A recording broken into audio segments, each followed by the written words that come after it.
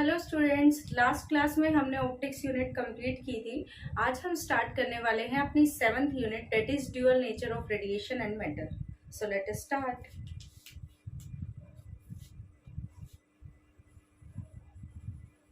Dual nature of radiation and matter.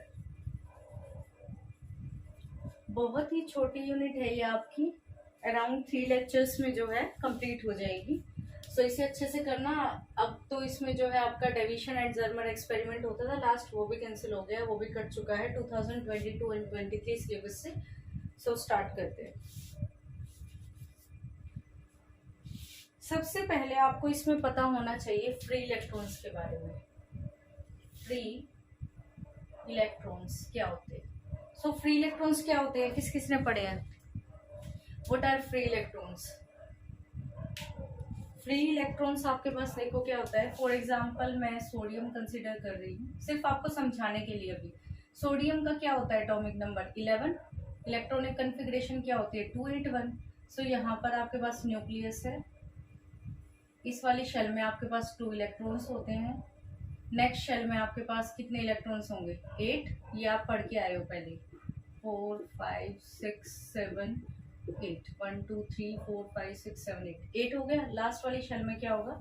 ये last electron होगा, कुछ ऐसा ही होगा। अब आपके पास जो ये वाला इलेक्ट्रॉन है, इसे आप फ्री इलेक्ट्रॉन बोलते हो। क्यों बोलते हो फ्री इलेक्ट्रॉन? फ्री इलेक्ट्रॉन्स आपके पास वो इलेक्ट्रॉन्स होते हैं जो एटम के अंदर, मेटल के अंदर जो है इजिली मूव कर सकते हैं फ्रीली। जो फ्रीली मूव कर सकते हैं उन्हें आप क्या बोलते हो? फ्री इलेक्ट्रॉन बोलते हो। लेकिन ये इस मेटल सरफेस को छोड़ नहीं सकते। मींस ये मेटल के अंदर मूव करते रहेंगे, फ्रीली मूव करेंगे। बैलेंस इलेक्ट्रॉन जो होते हैं आपके पास वो फ्रीली मूव करते हैं, आउटर शेल वाले लूजली बाउंड होते हैं। ये आपके पास मेटल सरफेस को छोड़ नहीं सकते। उसका रीजन क्या है? देखो, जैसे ये इलेक्ट्रॉन यहां से निकलेगा, इलेक्ट्रॉन ये बाहर चला गया। अब ये बाहर जाते ही एटम तो आपके पास कंप्लीट एक न्यूट्रल है, तो न्यूट्रल मेंटेन रखने के लिए यहाँ पर एक पॉजिटिव चार्ज आ जाएगा। ये पॉजिटिव वापस से इसको अपनी तरफ खींच लेगा। यानी कि यहाँ पर एक रीस्ट्रेनिंग फोर्स है। रीस्ट्रेनिंग का मतलब ये है कि एक ऐसी फोर्स है जो इसको वापस से बैक खींच रही है। तो उस चीज से इसे बचाने के लिए हमें इसे कुछ ना कुछ एनर्जी देनी पड़ेगी कि ये वापस ना जाए। तो उस एनर्जी को हम बोलते हैं वर्क फंक्शन। क्या बोलते हैं? Work function. अभी इन दोनों चीजों की डेफिनेशन जो है मैं आपको लिखवाती हूँ। फ्री इलेक्ट्रॉन क्या होता है, वर्क फंक्शन क्या होता है। वर्क फंक्शन, जो आप इसको एक्स्ट्रा एनर्जी दोगे, वो एनर्जी जो है आपके पास वर्क फंक्शन होती है। सो अभी मैं इसको डिफाइन कर दिया है मैंने। अभी जो है इसकी डेफिनेशन मैं आपको बताती हूँ। ठीक है, यहाँ तक क्लियर है? ये सिर्फ समझाने के लिए था आपको।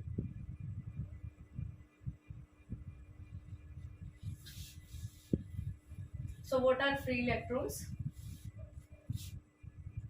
ये आपको सिर्फ पता होना चाहिए, कोई पूछेगा तो नहीं आपसे। Free electrons, those electrons which are loosely bound in an atom. ठीक है, उन्हें क्या बोलते हैं आप? फ्री इलेक्ट्रॉन्स बोलते हैं। कोई आपसे पूछेगा नहीं है। उसके बाद जो है वर्क फंक्शन है, इसकी डेफिनेशन आपको पता होना चाहिए। वर्क फंक्शन बहुत ही इंपॉर्टेंट है। वर्क फंक्शन, इसे आप डिनोट करते हो फाई नोट से। ठीक है, work function is denoted by phi naught. So इसकी डेफिनेशन क्या हो जाएगी?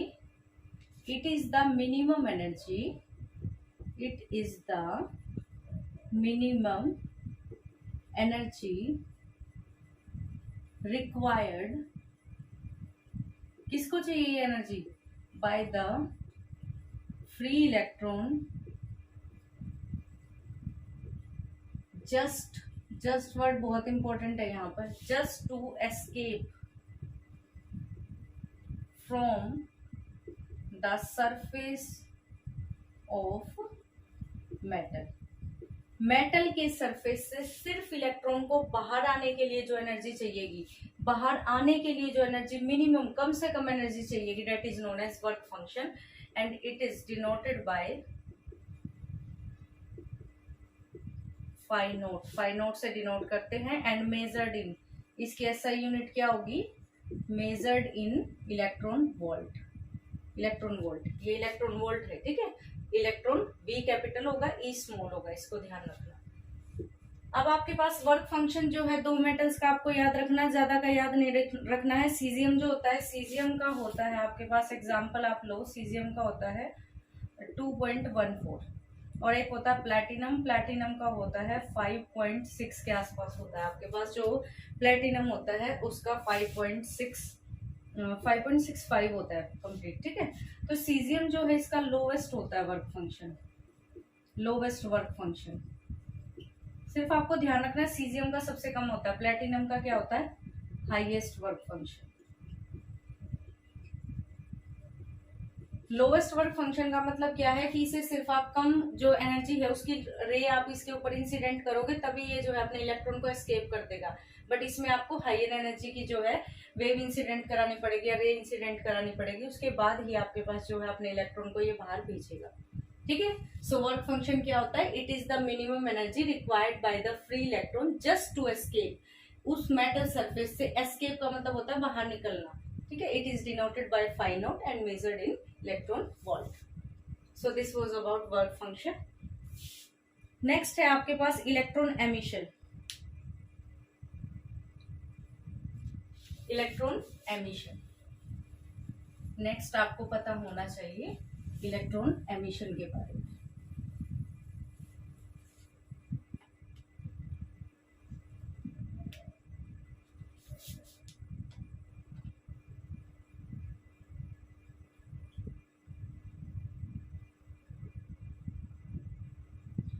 इलेक्ट्रॉन एमिशन, जैसा कि नेम ही सजेस्ट कर रहा है, phenomenon of emission of electron, electron का बाहर निकलना मेटल सरफेस से, that is known as electron emission. So the phenomenon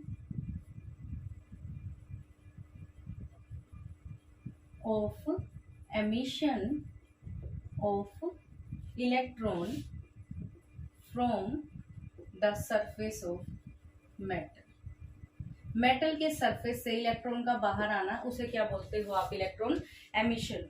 और ये आपके पास कितनी तरह का हो सकता है, ये आपके पास 3 टाइप्स का होता है। फर्स्ट होता है आपके पास thermionic, first one is thermionic, thermionic emission.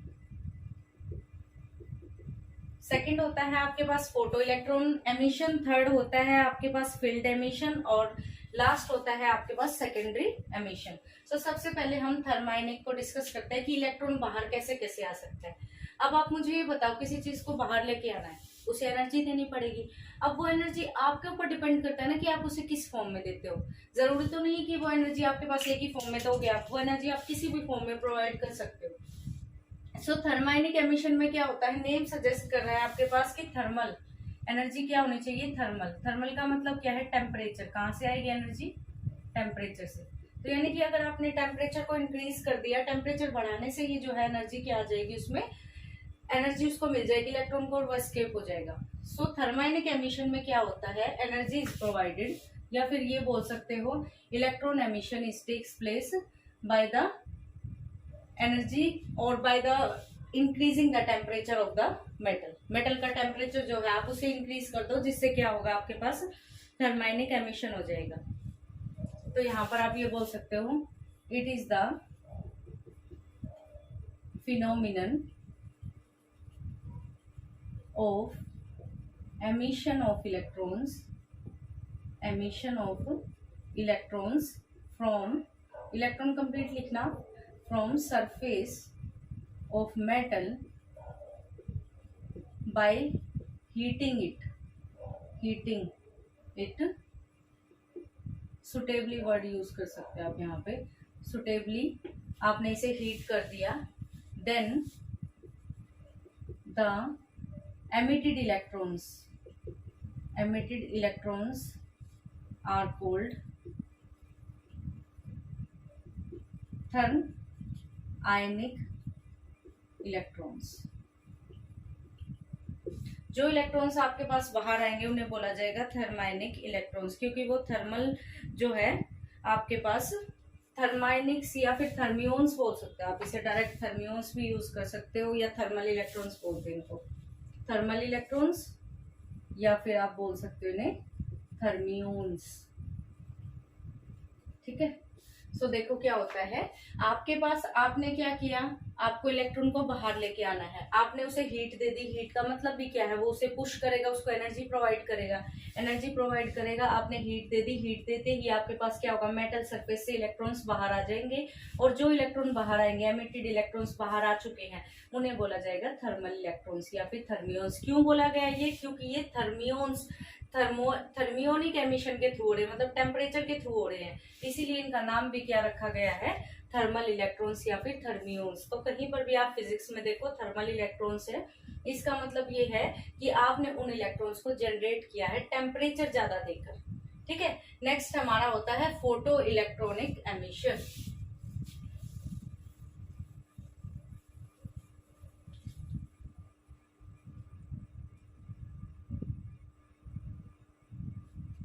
Photo second जो है हमारे पास वो होता है फोटो इलेक्ट्रिक एमिशन, जिसके ऊपर ये पूरी यूनिट है, यही आपको पढ़ना है मेन इसके ऊपर। फोटो इलेक्ट्रिक एमिशन ये फुल आपको डिटेल में पढ़ना है इस यूनिट में। सो फोटो इलेक्ट्रिक क्या होता है, photo means light, electric means electricity. So light आपको क्या कराना होगा, आपके पास लाइट फॉल करवानी है आपको मेटल के ऊपर। ये आपके पास एक मेटल है, मेटल सरफेस है, इस पे आपने क्या किया, एक लाइट फॉल करवाई। एनर्जी जो है एच न्यू है, एनर्जी हमेशा फोटोन होता है, ये आपके पास इसकी एनर्जी होती है एच न्यू। जैसे ये फोटोन इस पे गिरा, यहाँ से इलेक्ट्रॉन्स क्या हो गए, बाहर निकलना स्टार्ट हो गए। इलेक्ट्रॉन के ऊपर ये माइनस चार्ज है, ये इलेक्ट्रॉन्स बाहर निकलना स्टार्ट हो गए, तो उस केस में इसे क्या बोलते हैं, photo electric emission. It is the phenomenon of emission of electrons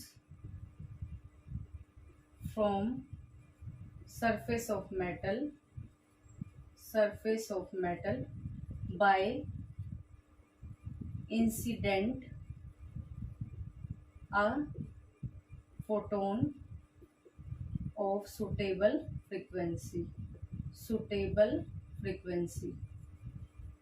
ये सुटेबल फ्रीक्वेंसी क्या होती है, अभी आपको आगे पता लगेगा जब हम इसे डिटेल में पढ़ेंगे। एंड द एमिटेड इलेक्ट्रॉन्स, इस प्रोसेस से जो आपने एमिट किए इलेक्ट्रॉन्स उन्हें क्या बोलोगे, emitted electrons are called photo electrons.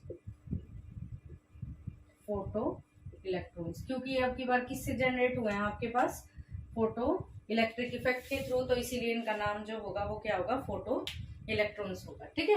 It is the phenomenon of emission of electron. अब की बार आपने इलेक्ट्रॉन्स को कैसे इजेक्ट किया, मेटल सरफेस से फोटोन को इंसिडेंट करवाया, मतलब अब की बार आपने लाइट दी है उसे, मेटल सरफेस था ये, उसको लाइट प्रोवाइड की जिससे इलेक्ट्रॉन्स बाहर निकलने स्टार्ट हो गए। इन इलेक्ट्रॉन्स को आप क्या बोलोगे, photo electrons. So this was about photo electric emission.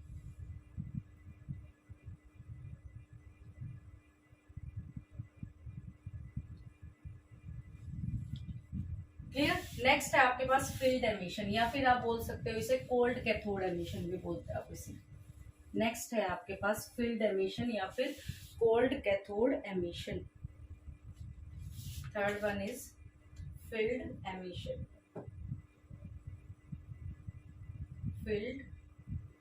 Emission.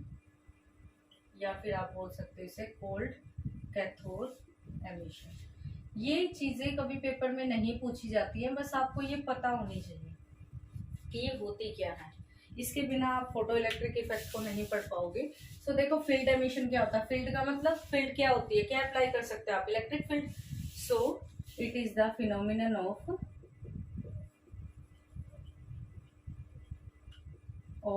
Emission of electrons from, किससे एमिट हो रहे हैं आपके पास इलेक्ट्रॉन्स, मेटल सरफेस से, from surface of metal by providing, क्या दोगे अब की बार आप इसे, लाइट भी नहीं दोगे, हीट भी नहीं दोगे, by providing a strong electric field, जो कि होती है आपके पास अराउंड 10⁸ वोल्ट पर मीटर।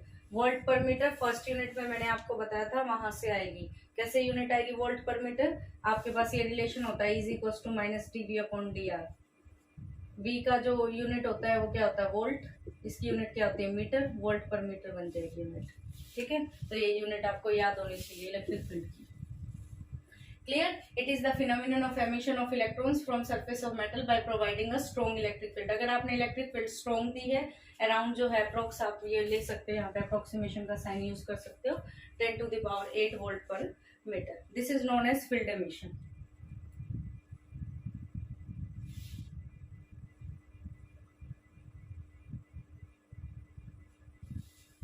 नेक्स्ट है आपके पास सेकेंडरी एमिशन। नेक्स्ट क्या है? सेकेंडरी एमिशन, जो कि बिल्कुल लास्ट एमिशन है। इसके अलावा आपके पास और कोई एमिशन नहीं होता है। नेक्स्ट है आपके पास सेकेंडरी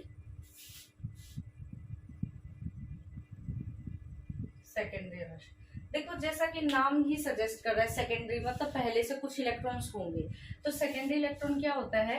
जब भी आपके पास क्या होता है? फास्ट मूविंग इलेक्ट्रॉन्स, मतलब बहुत सारे इलेक्ट्रॉन्स आपस में भाग रहे हैं, तो उसके बाद वही इलेक्ट्रॉन से एक दूसरे से टकरा जाए, तो वही टकरा जाएंगे तो किसी और इलेक्ट्रॉन को इतनी एनर्जी मिल जाएगी कि वो उससे बाहर निकल जाएगा मेटल सरफेस से। इसे बोला जाता है सेकेंडरी एमिशन। ठीक है, so it is the phenomenon of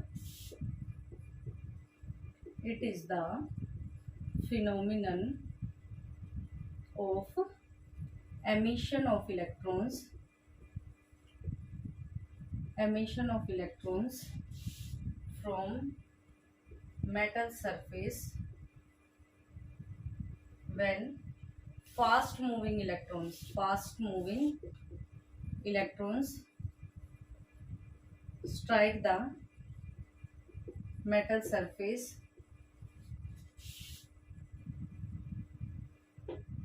and provide energy to secondary electrons। आपके पास क्या होता है? ये एमिशन ऑफ इलेक्ट्रॉन्स होता है मेटल सरफेस से जब फास्ट मूविंग इलेक्ट्रॉन को आप क्या बोलोगे? प्राइमरी इलेक्ट्रॉन, क्योंकि ये पहले आई, ये स्ट्राइक करेंगे मेटल सरफेस को और उसके बाद उन्हें एनर्जी प्रोवाइड करते ही नए इलेक्ट्रॉन्स उसमें से निकाल देंगे, जिन्हें बोला जाता है सेकेंडरी इलेक्ट्रॉन। सो ये था आपके पास क्या एमिशन कितने टाइप्स का होता है? एमिशन 4 टाइप का होता है। First one is thermionic emission, next one is आपके पास photo electric emission, next is field emission, उसके बाद जो होता है सेकेंडरी एमिशन होता है। तो इस तरह से आपके पास इलेक्ट्रॉन जो है इजेक्ट हो सकते हैं। अब हम पढ़ेंगे फोटो इलेक्ट्रिक एमिशन, जो कि आपके पास बहुत इंपॉर्टेंट है। उससे पहले कुछ साइंटिस्ट आए थे हमारे पास जिन्होंने फोटो इलेक्ट्रिक को स्टडी किया, तो उसके बारे में आपको पढ़ना है।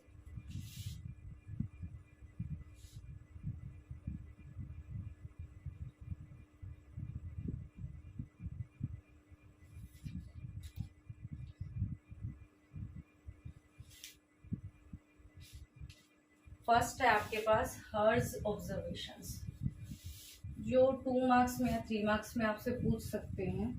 हर्ट्ज ऑब्जर्वेशन,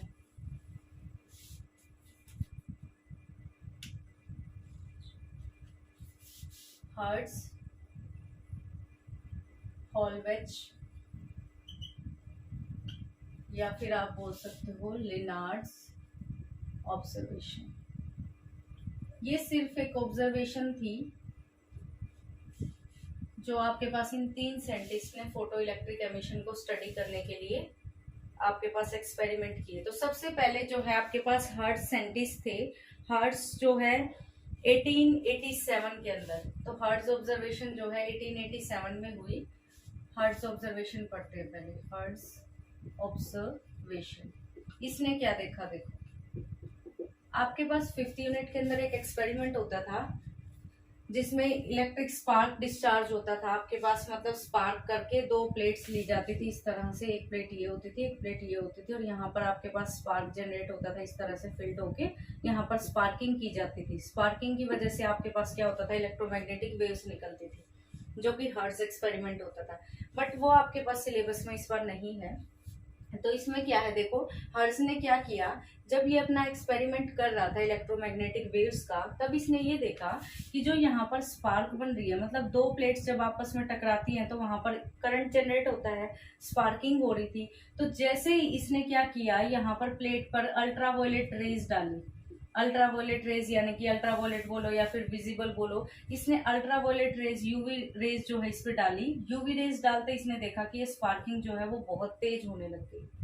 अब वो तेज होने का रीजन क्या है, इसने देखा कि रीजन ये हो सकता है कि मेटल सरफेस पे जो इलेक्ट्रॉन्स थे वो उससे बाहर आने लग गए, उन्हें एनर्जी मिल गई इस अल्ट्रावायलेट लाइट से, जिसकी वजह से वो इलेक्ट्रॉन्स जो मेटल सरफेस के ऊपर थे वो इलेक्ट्रॉन्स बाहर आ गए, और बाहर आने के बाद वो ज्यादा एनर्जी जो है प्रोवाइड कर रहे हैं, ज्यादा स्पीड से इलेक्ट्रॉन्स आ रहे हैं, जिसकी वजह से हमें और ज्यादा लाइट मिल रही है या फिर और ज्यादा स्पार्किंग मिल रही है। तो यहाँ से 1887 में हर्ट्ज ने ये ऑब्जर्वेशन दी थी फोटो इलेक्ट्रिक इफेक्ट के बारे में।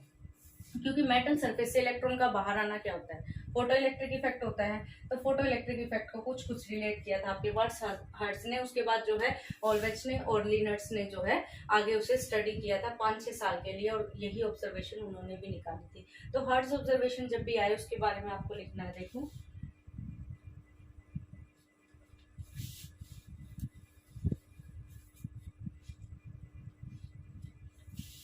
in 1887 when Hertz was performing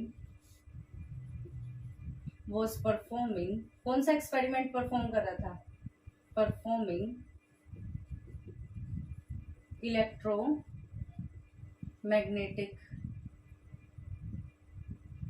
electromagnetic wave experiment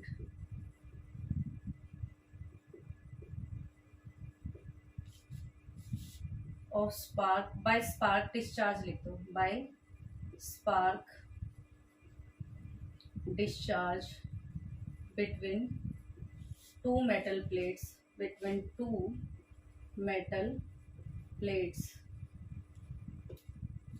he observed that, क्या देखा इसने, he observed that when UV rays या फिर ultraviolet ray is incident on one of metal plate, sparking increases or intensity of light increases. He concluded that, क्या लगा इसे, he concluded that this is due to ejection of electrons from metal surface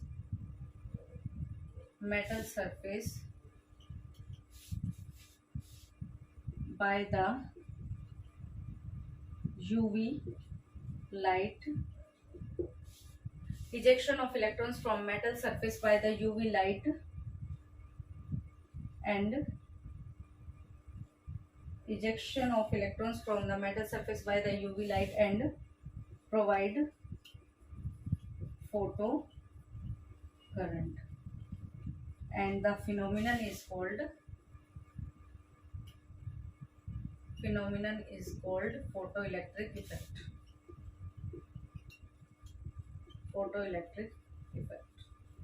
देखो क्या है, इन 1887 hertz was performing electromagnetic wave experiment, जब वो electromagnetic waves का अपना एक्सपेरिमेंट कर रहा था by spark discharge between two metal plate, दो मेटल की प्लेट ली थी, डेट इज करके आप यहाँ पर ड्रॉ भी कर देना। ये मेटल की प्लेट है, प्लेट ए, प्लेट बी, ये यहाँ पर आपने जो है इलेक्ट्रिसिटी दे रखी है, यहाँ से आपके पास क्या होगा, स्पार्किंग होगी, ये स्पार्क आप दिखा सकते हो, स्पार्क जैसे ही आपने इस पे यूवी लाइट फॉल कर दी, ये यूवी लाइट भी दिखा सकते हो, ठीक है, कि आपने इस पे यूवी लाइट इंसिडेंट किया तो ये स्पार्किंग थी, ये स्पार्किंग है, ठीक है। He observed that when ultraviolet ray is incident on one of the metal plate, एक प्लेट पे जैसे ही आपने अल्ट्रावायलेट रेज डाली तो स्पार्किंग जो है वो इंक्रीज होगी और इंटेंसिटी जो है लाइट की वो बढ़ गई। ठीक है। ये कंक्लूडेड दैट, इसका मतलब क्या है कि इजेक्शन हो रहा है इलेक्ट्रॉन से मेटल सरफेस से बाय द यूवी लाइट की हेल्प से, और जिसकी वजह से हमें फोटो करंट मिल रहा है, और इस फिनोमिनन को क्या बोला इसने, फोटो इलेक्ट्रिक इफेक्ट। तो ये हर्ट्ज ने ऐसा देखा था, हर्ट्ज का ये एक्सपेरिमेंट रहा। अब जो नेक्स्ट है वो है होलवेज एंड लिनार्ड्स ऑब्जर्वेशन, इसे नोट करो जल्दी से।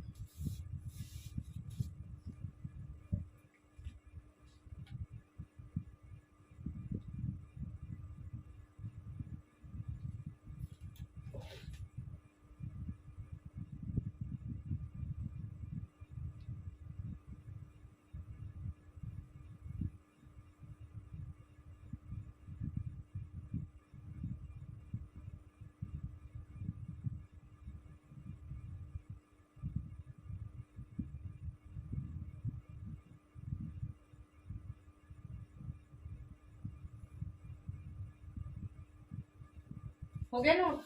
ठीक है, नेक्स्ट करते हैं। नेक्स्ट है आपके पास होलवेज एंड लिनार्ड्स ऑब्जर्वेशन।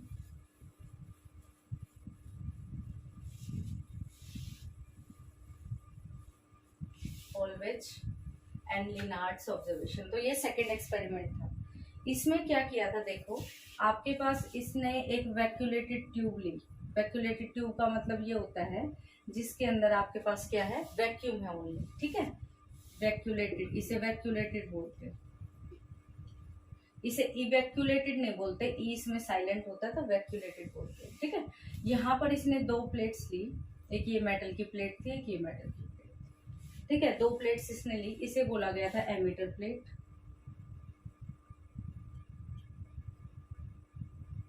इसे बोला गया था collector plate,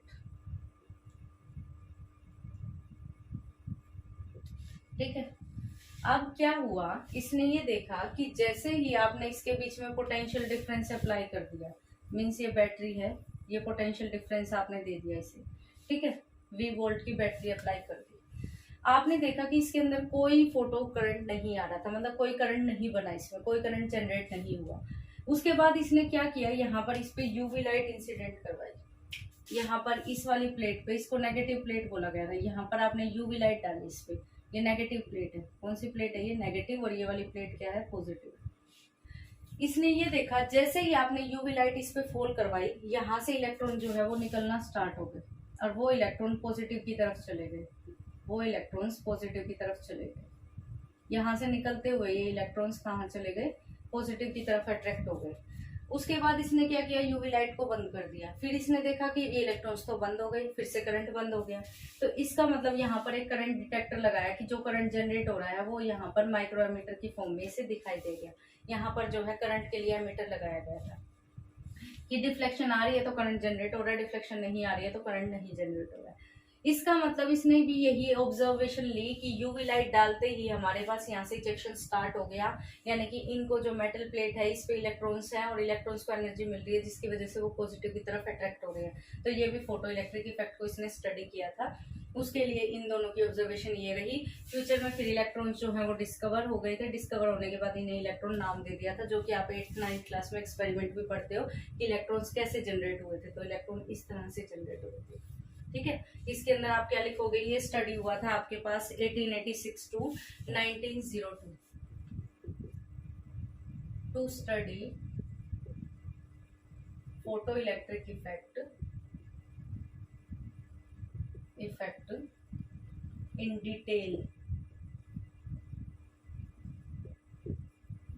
Hollweg and Linnaeus perform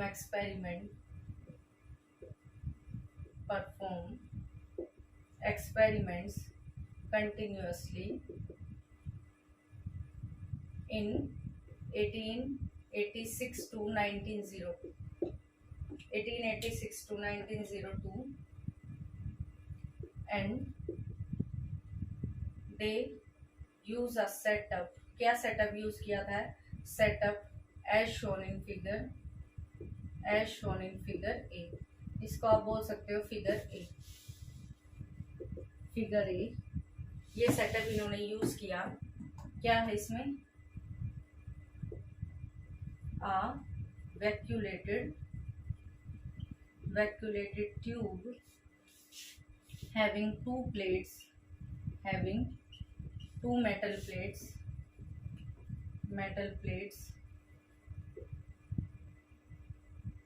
called emitter plate, bracket में लिख सकते हैं negative, and collector plate, bracket में आप लिख सकते हो positive. they observe when they apply potential difference V,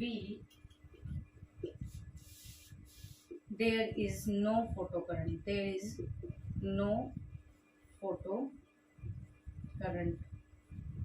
ठीक है, कोई फोटो करंट नहीं मिला. देखो क्या है, to study photo electric effect in detail, Hallwachs and Lenard's perform experiment continuously in 1886 to 1902. इन्होंने जो है कंटिन्यूसली एक्सपेरिमेंट को परफॉर्म किया. उसके लिए उन्होंने सेटअप जो है यूज किया, वो फिगर ए में मैंने आपको दिखाया है. उसके लिए क्या था, आपके पास इवैक्यूलेटेड ट्यूब ली गई थी. आपके पास इवैक्यूलेटेड ट्यूब है, इसको आप लिख भी सकते हो, this is your vacuolated tube. ठीक है, ये वैक्यूलेटेड ट्यूब है. इसके अंदर जो है दो मेटल की प्लेट लगी हुई है. ये एमिटर प्लेट थी, वो कलेक्टर प्लेट है. एमिटर प्लेट जो है नेगेटिव थी, कलेक्टर प्लेट जो है पॉजिटिव थी. दे ऑब्जर्व, जब भी इन्होंने पोटेंशियल डिफरेंस जो है इसको अप्लाई कर दिया, पोटेंशियल डिफरेंस अप्लाई करने के बाद जो है आपके पास यहाँ पर कोई भी करंट इसमें जनरेट नहीं हुआ. फोटो करंट क्यों बोला है मैंने इसको, क्योंकि ये फोटो की हेल्प से, फोटोन की हेल्प से आपके पास क्या हो रहा है, फोटो करंट जनरेट हो रहा है. सो आगे का भी लिखती हूँ मैं इसको. यहाँ तक नोट हो गया. अब देखो आगे,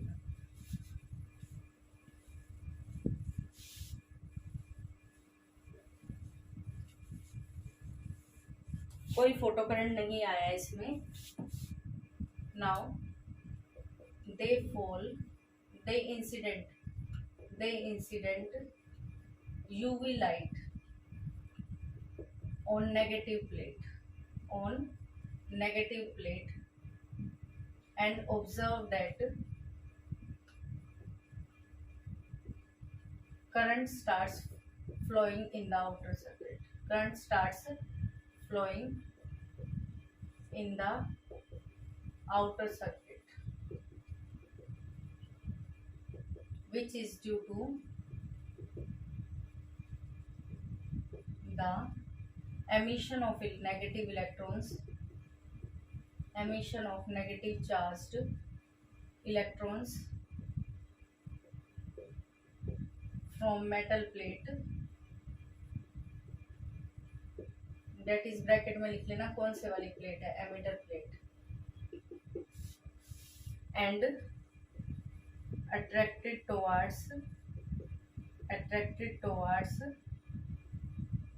another metal plate called collector plate. And later, बाद में इन्हें क्या बोला गया था, later when electrons were discovered, these negative charged particles named as electrons. So they also give valid observation for photoelectric effect.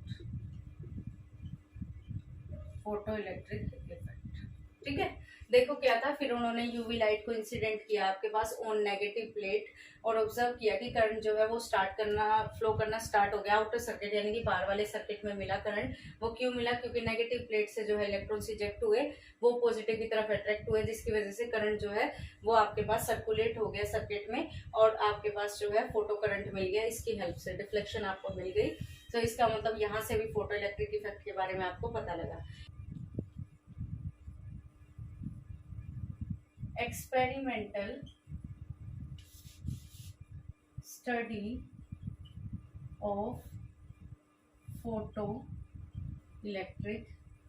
Effect. Last class में जो मैंने आपको बताया था होलवेच एंड नीलार्ड ऑब्जर्वेशन में वही एक्सपेरिमेंट है सेम। देखो इसका सेटअप क्या था। इस तरह से एक वैक्यूलेटेड ट्यूब ली गई थी। यहाँ पर सिर्फ एक चेंज है, मैंने एक क्वार्ट्ज का फिल्टर लगा दिया है। यहाँ पर फिल्टर का यूज भी मैं अभी आपको बताऊंगी क्या है। ये आपके पास एक वैक्यूलेटेड ट्यूब है, यहाँ पर एक फिल्टर लगा हुआ है क्वार्ट्ज का। यहाँ पर जो है सोर्स है जिससे क्या आ रही है, लाइट है। ठीक है, सोर्स एस बोल सकते हो या सन बना सकते हो, कोई भी सोर्स है, सोर्स है ये। ठीक है, लाइट का। और ये आपके पास क्या है, क्वार्ट्ज का फिल्टर। फिल्टर ठीक है। यहाँ पर जो है 2 प्लेट्स ली गई हैं। ये आपके पास एक प्लेट है, ये दूसरी प्लेट है। ये प्लेट आपके पास एमिटर प्लेट है, इसको आप बोल सकते हो सी कैथोड प्लेट, दूसरी तरह से लिखते हो। नेगेटिव प्लेट थी ये, इसे बोल देते हैं सी कैथोड और ए एनोड। ये ठीक है, इसे ए प्लेट नाम दे देते हैं। अब आपके पास नेक्स्ट क्या था, आपने यहाँ पर जो है एमीटर लगाया था, सेम एमीटर यहाँ पर लगा दो। माइक्रो में इसलिए क्योंकि करंट बहुत कम मिलता है आपको। अब आप करंट को मेजर करने के लिए क्या करोगे, यहाँ पर वोल्टमीटर लगाओगे और रियोस्टेट लगाओगे कि रेजिस्टेंस भी वेरी करके देखो तो किस तरह से करंट जो है जनरेट हो रहा है। तो उसके लिए आप एक और की यहाँ पर यूज कर सकते हो। ये मेरे पास क्या है, रेजिस्टेंस है, वेरिएबल रेजिस्टेंस जो है यूज कर सकते हैं हम यहाँ। ये जो है वेरिएबल रेजिस्टेंस में एरो आता है, ये तो सबको पता होगा कि यहाँ पर भी फिर हमें की यूज करनी पड़ेगी। ये जो है आपके पास रिवर्सिंग की है, ये इसको इससे कनेक्ट कर दो, ये वाली इससे कनेक्ट हो गई, ये डायरेक्ट। ठीक है, अब यहाँ पर क्या है, आपके पास की लगा दो सिंपली की को ऑन ऑफ करने के लिए। और यहाँ पर बैटरी नेगेटिव टर्मिनल है तो पहले नेगेटिव टर्मिनल आएगा, फिर पॉजिटिव। ठीक है,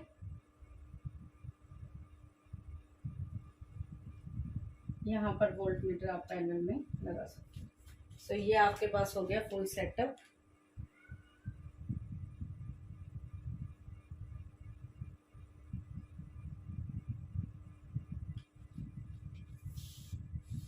ठीक है, ये क्या है, रियोस्टेट, रेजिस्टेंस। और ये क्या, वोल्ट मीटर यहाँ भी लगा सकते हो, यहाँ भी लगा सकते हो। पैरेलल में है, पैरेलल में वोल्ट मीटर से कोई फर्क नहीं पड़ेगा। ठीक है, कभी आप बोलो कि बुक में यहाँ लगा हुआ है, ये वोल्ट मीटर आप यहाँ भी लगा सकते हो। अब आप क्या करोगे, देखो क्वार्ट्ज फिल्टर का यूज क्या होता है। क्वार्ट्ज एक ऐसा मतलब ग्लास की तरह होता है, ये आपके पास, ये बहुत ही महंगा आता है और केमिस्ट्री लैब्स वगैरह में जनरली ये यूज होता है। क्वार्ट्ज जो होता है एक अच्छा, आपके पास ग्लास वेयर में अगर बात होती है ना, तो क्वार्ट्ज को ही आप यूज कर सकते हैं। इससे फिल्टर भी अच्छा होगा, लाइट भी अच्छे से पास होगी। तो ऑप्टिक्स के इंस्ट्रूमेंट्स में जनरली आपके पास मटेरियल जो है वो क्वार्ट्ज का ही लिया जाता है। अब आपके पास क्या होगा, क्वार्ट्ज फिल्टर क्यों लिया है, जिस वेवलेंथ की आपको लाइट चाहिए। जैसे आपने यहाँ पर लाइट जो है पूरी व्हाइट लाइट है, आपको रेड कलर की चाहिए, तो वो वैसा फिल्टर लगा दिया कि सिर्फ रेड को अंदर आने दे।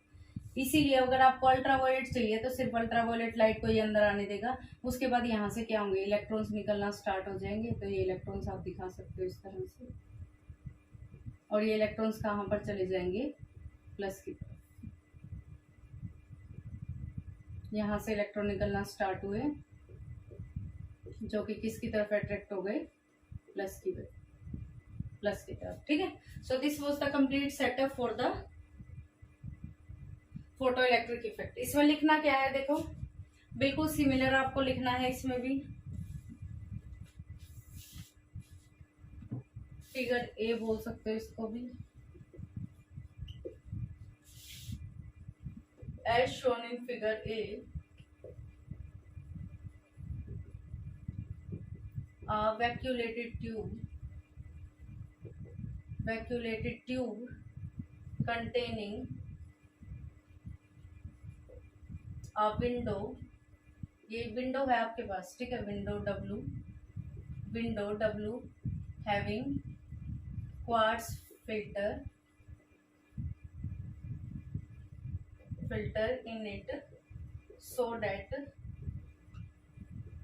we get required light only। सिर्फ हमें रिक्वायर्ड लाइट मिले इससे, रिक्वायर्ड लाइट ओनली, ठीक है। And 2 metal plates C called, C को क्या बोलोगे आप, एमिटर प्लेट, एंड ए को क्या बोलोगे, collector plate,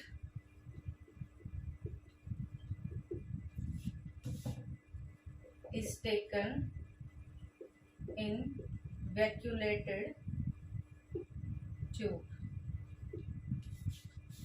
Now to measure photoelectric current, micro ammeter is connected to it.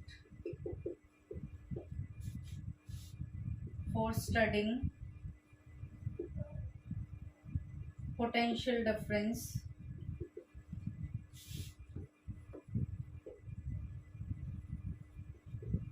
a voltmeter and key having rheostat is also connected through another reversing की। Reversing की का मतलब ये होता है कि आपके पास डायरेक्शन रिवर्स करनी हो तो उस केस में आपको की ए वाला तार हटा के इसको लगाना है, ये उसको लगाना है। अगर आपको जरूरत है तो डायरेक्ट की इसको इससे जोड़ दो तो ये सिंपल की हो जाएगी, लेकिन अब ये वाला वायर इससे जोड़ रहे हो, इससे जोड़ रहे हो, तो इसे रिवर्सिंग की बोलते हैं, ठीक है। तो एज शोन इन फिगर है, vacuolated tube containing a window है W, उस पे क्वार्ट्ज का फिल्टर लगाया गया है ताकि आपको सिर्फ रिक्वायर्ड लाइट मिले। एंड 2 मेटल प्लेट सी और ए जो है मेटल प्लेट आपने यूज की है, जिससे आपके पास जो है एक को आपने बोला है एमिटर प्लेट जो एमिट करेगी इलेक्ट्रॉन्स को, ए जो है कलेक्टर प्लेट है जो कि क्या करेगी, कलेक्ट करेगी। तो फोटो इलेक्ट्रिक करंट आपका जनरेट होगा, उसे मेजर करने के लिए आपने माइक्रोमीटर यूज किया है, और पोटेंशियल डिफरेंस के लिए आपने क्या किया है, वोल्टमीटर को कनेक्ट किया थ्रू द रियोस्टेट। सो यहाँ तक नोट करो जल्दी से।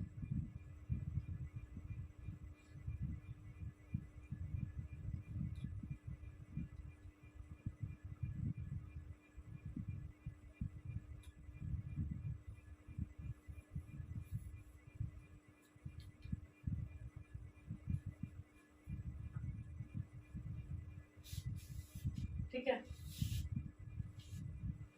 ए इज कलेक्टर करंट, यहाँ पर ये भी लिख सकते हो सी कोल्ड एमिटर प्लेट को एट नेगेटिव पोटेंशियल पे लिया गया इसे। A collector plate is taken at positive potential. So यहाँ पर आप क्या लिख सकते हो, so electrons after emitting, same है जो पिछली क्लास में मैंने करवाया था, after emitting through plate C get attracted to plate A and give photo current.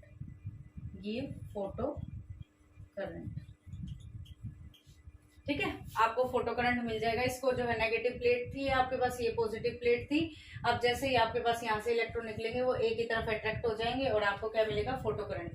अब जो है अपने वेरिएशन को स्टडी करने के लिए कि भाई क्या फर्क पड़ेगा अगर मैं ए को जो है नेगेटिव लूं तब क्या फर्क पड़ेगा, 0 लूं तब क्या फर्क पड़ेगा, पॉजिटिव लूं तब क्या फर्क पड़ेगा। ये तो मेटल से तो इलेक्ट्रॉन ही आएंगे, इसको तो मैं चेंज नहीं कर सकती क्योंकि मेटल से तो सिर्फ इलेक्ट्रॉन बाहर आ सकते हैं। अब मेटल से इलेक्ट्रॉन बाहर आ रहे हैं, लेकिन मैं ए को तो चेंज कर सकती हूँ। ए को मैं एक बार पॉजिटिव लेके चलूंगी, एक बार 0, एक बार नेगेटिव, देखूंगी क्या इफेक्ट आएगा। ठीक है, यहाँ तक नोट हो गया।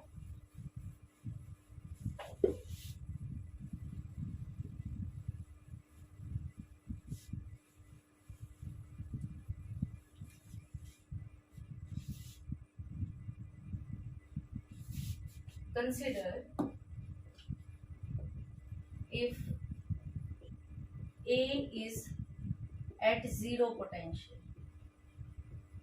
अब आप मुझे ये बताओ, अगर ये 0 हो गई तो यहाँ से इलेक्ट्रॉन इसकी तरफ अट्रैक्ट हो जाएंगे, पॉजिटिव है तब तो इलेक्ट्रॉन को ये अपनी तरफ अट्रैक्ट कर, अगर 0 होगा तो आपके पास ये इलेक्ट्रॉन्स को अट्रैक्ट नहीं कर पाएगा, तो उस केस में आपको क्या मिलेगा, स्पेस चार्ज मिलेगा, इलेक्ट्रॉन इधर उधर बिखरे हुए मिलेंगे, स्पेस में आपको एक यूनिफॉर्मिटी नहीं मिलेगी, करंट नहीं मिलेगा। तो when A is at zero potential, no photo current will be there, current will be there, only space charges will be produced। ये कैसे स्पेस चार्ज प्रोड्यूस होगा?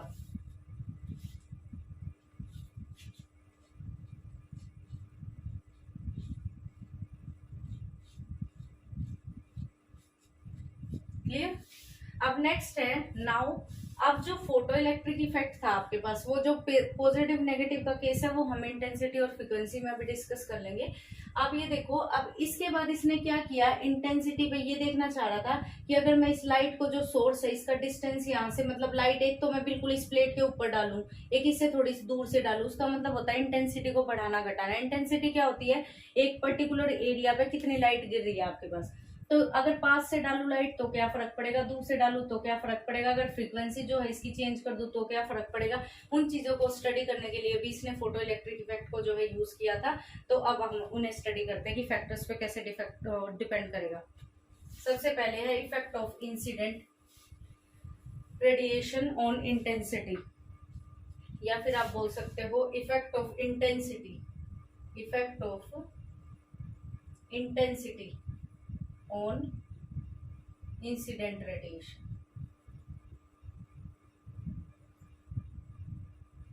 इसका क्या मतलब है, देखो ये आपको जरूर याद होने चाहिए।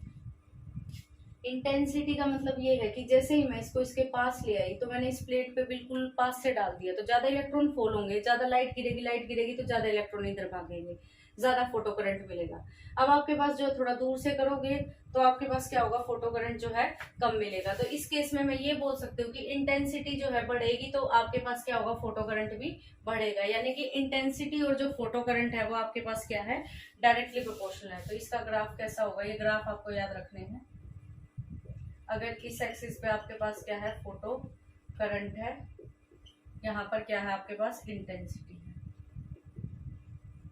ठीक है, ये आपके पास कैसा आएगा, स्ट्रेट लाइन आएगा। स्ट्रेट लाइन क्यों आएगा, क्योंकि जैसे ही आपने इंटेंसिटी को बढ़ा दिया आपके पास फोटो करंट भी बढ़ेंगे, नंबर ऑफ जो फोटो इलेक्ट्रॉन्स है वो ज्यादा इजेक्ट होंगे, तो आपके पास क्या होगा, इंटेंसिटी के साथ फोटो करंट भी बढ़ेगा। तो इसमें आप क्या लिख सकते हो, when we increase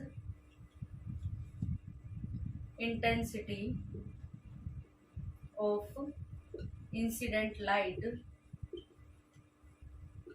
number of ejected electrons increases, and due to which photocurrent increases, so we get a linear graph between किस के बीच में, photo current and intensity of light, as shown above, as shown in figure. कोई भी नाम भी दे सकते हैं इसको, ठीक है, फिगर भी बोल देते हैं हम इसको, फिगर भी। जैसे ही आपने लाइट की इंटेंसिटी बढ़ा दी, आपने किसी चीज के ऊपर एनर्जी दे रहे हो, आप उसे किसी चीज को पुश कर रहे हो, आप एक तो बिल्कुल पास से धक्का लगा उसे जोर से, तो उस केस में आपके पास क्या होगा, वो जल्दी से भाग जाएगा। और एक आप उसे दूर से पुश करो तो उस चीज में कितना डिफरेंस है, दूर से पुश करोगे, दूर से पुश करते रहो तो एनर्जी आपके पास क्या होगी, उसे कम मिलेगी, जिसकी वजह से वो क्या करेगा, आराम से काम करेगा। और एक आप उसके बिल्कुल ऊपर खड़े हो जाओगे, तो करना ही करना है, तो वो जल्दी करेगा। तो डेट मीन्स वही जो है इंटेंसिटी का, कि फोटो करंट बढ़ जाएगा, इलेक्ट्रॉन पुश होते जाएंगे, यहाँ पर लाइट गिरेगी तो इलेक्ट्रॉन स्पीड में भागेंगे, यहाँ से भागेंगे तो ज्यादा जल्दी इलेक्ट्रॉन्स यहाँ पर आएंगे, और फोटो करंट भी आपको क्या मिलेगा, बढ़ता हुआ नजर आएगा। तो फोटो करंट जो है इंटेंसिटी के क्या है, डायरेक्टली प्रोपोर्शनल है।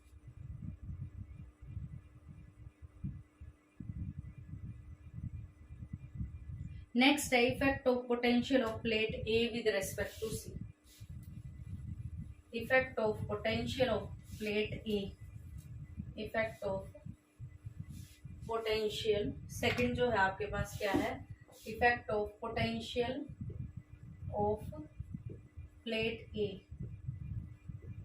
विद रिस्पेक्ट टू सी, कि जो ये आपके पास ए प्लेट ली है, अगर आप इसे नेगेटिव दो तो क्या होगा, पॉजिटिव दो तो क्या होगा, और 0 दो तो क्या होगा।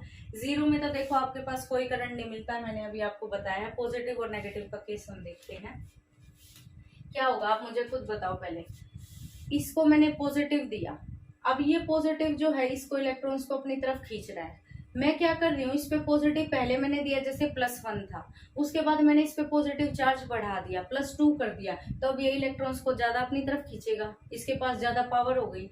अब मैंने क्या किया, इसे और ज्यादा पॉजिटिव दे दिया, तो और इलेक्ट्रॉन्स को खींचेगा अपनी तरफ। अब आप मुझे ये बताओ, ऐसे ही करता करता अपने इलेक्ट्रॉन्स को अट्रैक्ट कर लेगा। जितने इलेक्ट्रॉन ये निकाल पा रहा है, अगर सारे इलेक्ट्रॉन इसकी तरफ आ गए तो उसके बाद तो करंट नहीं बढ़ेगा। पहले तो ये क्या करेगा, अपनी तरफ खींचता रहेगा, पावर इसके पास ज्यादा है तो ये क्या करेगा, इलेक्ट्रॉन्स को अपनी तरफ खींचेगा और फोटो करंट जो है वो बढ़ता रहेगा। बट एक टाइम ऐसा होगा कि सारे इलेक्ट्रॉन जो है, चाहे हम इसे कितना भी बढ़ा ले, आपके पास सारे के सारे जो इलेक्ट्रॉन्स है वो यहाँ पर पहुंच जाएंगे। तो उस केस में आपके पास क्या होगा, करंट मैक्सिमम हो जाएगा। अब तो करंट नहीं बढ़ सकता, तो उस करंट को हम बोलते हैं सैचुरेशन करंट। आया समझ में? देखो यहाँ पर आपके पास दो पार्टी खड़ी है, एक ये पार्टी है, एक ये पार्टी है। इस वाली पार्टी में मेंबर फिक्स है कि यहाँ पर 10 मेंबर है, यानी कि इलेक्ट्रॉन्स फिक्स है कितने ये इलेक्ट्रॉन्स देगा। और यहाँ पर जो है आपके पास क्या है, पहले यहाँ पर 10 मेंबर थे, 10 मेंबर थे तो 10 के 10 अट्रैक्ट हो रहे थे आराम आराम से। अब आपने क्या किया, 10 की जगह यहाँ पर 12 मेंबर आ गए, 12 मेंबर आ गए तो ये इसमें से जल्दी से जो है इनकी तरफ से और भी बंदों को अपनी तरफ अट्रैक्ट कर लेगा। उसके बाद क्या होगा, यहाँ पर आपने और मेंबर बढ़ा दिए, 15 कर दिए, तो फिर से यहाँ से 2-3 बंदे और चले जाएंगे इसके पास। उसके बाद आपने क्या किया, इस वाली प्लेट पे जो है और ज्यादा मेंबर्स बढ़ा दिए, यहाँ पर आपने 25-30 मेंबर हो गए, तो ये सारे के सारे मेंबर्स को अपनी तरफ खींच लेगा। उसके बाद अब चाहे यहाँ पर आप 100 मेंबर ले आओ, कोई फर्क पड़ेगा? यहाँ से तो सारे मेंबर उधर जा चुके हैं, तो अब कोई फर्क नहीं पड़ेगा। उस चीज को बोलते हैं कि अब तो ये वाली चीज जीत गई, यानी कि मैक्सिमम हो गई, अब इसके बाद ये नहीं हो सकता कुछ भी इसमें, तो उस वाले करंट को मैक्सिमम करंट हो गया, उसे बोलते हैं सैचुरेशन करंट। तो अभी लिखते हैं इसके बारे में। देखो, if we increase negative positive था, सॉरी उस पर पॉजिटिव था, if we increase positive potential of collector plate A, then photo current increases at first. पहले करंट क्या होगा, इंक्रीज होगा। Then if we increase positive potential continuously अगर हम उसका पॉजिटिव पोटेंशियल इंक्रीज कर रहे हैं, then if we increase positive potential continuously, after some time a stage will come when all electrons get attracted to plate A। Plate पे जो है आपके पास आपको मिल जाएगा कि कितने इलेक्ट्रॉन्स जो है अट्रैक्ट होने हैं, and get a maximum current hold. क्या बोला गया है मैक्सिमम करंट को, सैचुरेशन करंट। ये डेफिनेशन आपको जरूर पता होनी चाहिए, सैचुरेशन करंट क्या होता है। और स्टॉपिंग पोटेंशियल अब आएगा नेक्स्ट प्लेट के लिए, ठीक है। तो सैचुरेशन करंट आपके पास क्या हो गया, जब आपके पास यहाँ पर मैक्सिमम करंट हो गया कि अब तो आप चाहे कितने भी यहाँ से जो है कितना भी नेगेटिव इसका बढ़ा लो, इसकी पावर कितनी ही बढ़ा लो, इन इलेक्ट्रॉन्स को अट्रैक्ट करने की, इलेक्ट्रॉन तो सारे जा चुके हैं, तो करंट हमें मिल गया है maximum, that is called saturation current.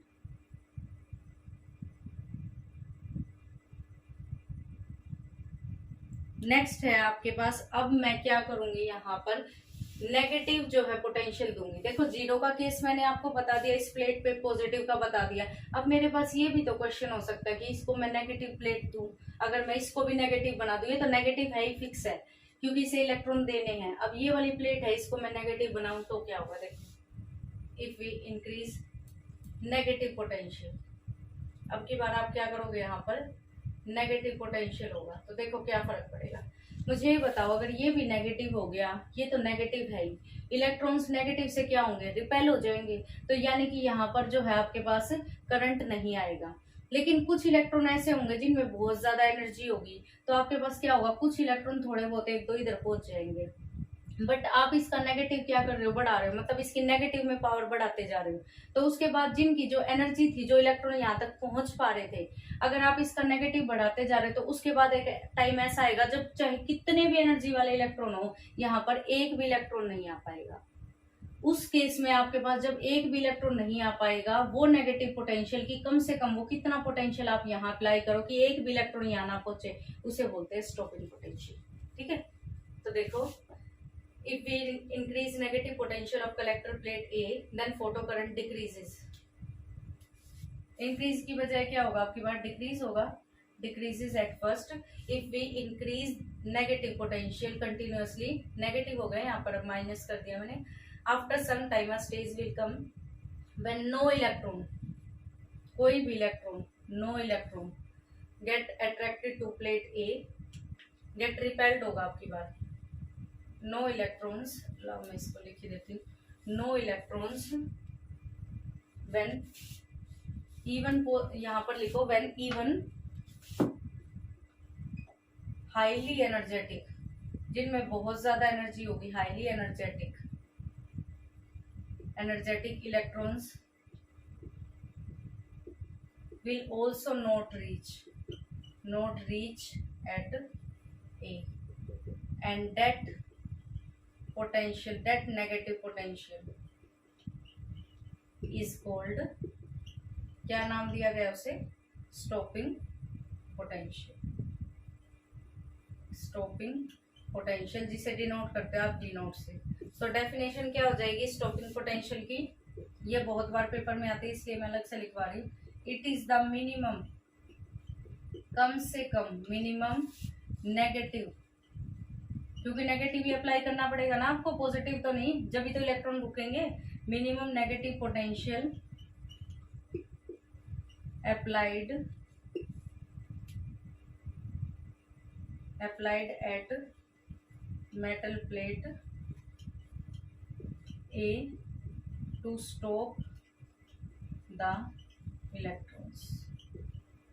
ठीक है, इलेक्ट्रॉन्स को स्टॉप करने के लिए कितना नेगेटिव पोटेंशियल आपको मिनिमम जो है अप्लाई करना पड़ेगा, that is known as stopping potential, या फिर इसका दूसरा नाम होता है कट ऑफ पोटेंशियल. क्या होता है दूसरा नाम, cut off potential. Clear. So ये था आपके पास स्टॉपिंग पोटेंशियल और कट ऑफ पोटेंशियल के बारे में. अब नेक्स्ट है आपके पास कुछ ग्राफ्स जो स्टॉपिंग पोटेंशियल के साथ आपको याद करने हैं, बहुत इंपॉर्टेंट है वो भी, ये नोट करो जल्दी से.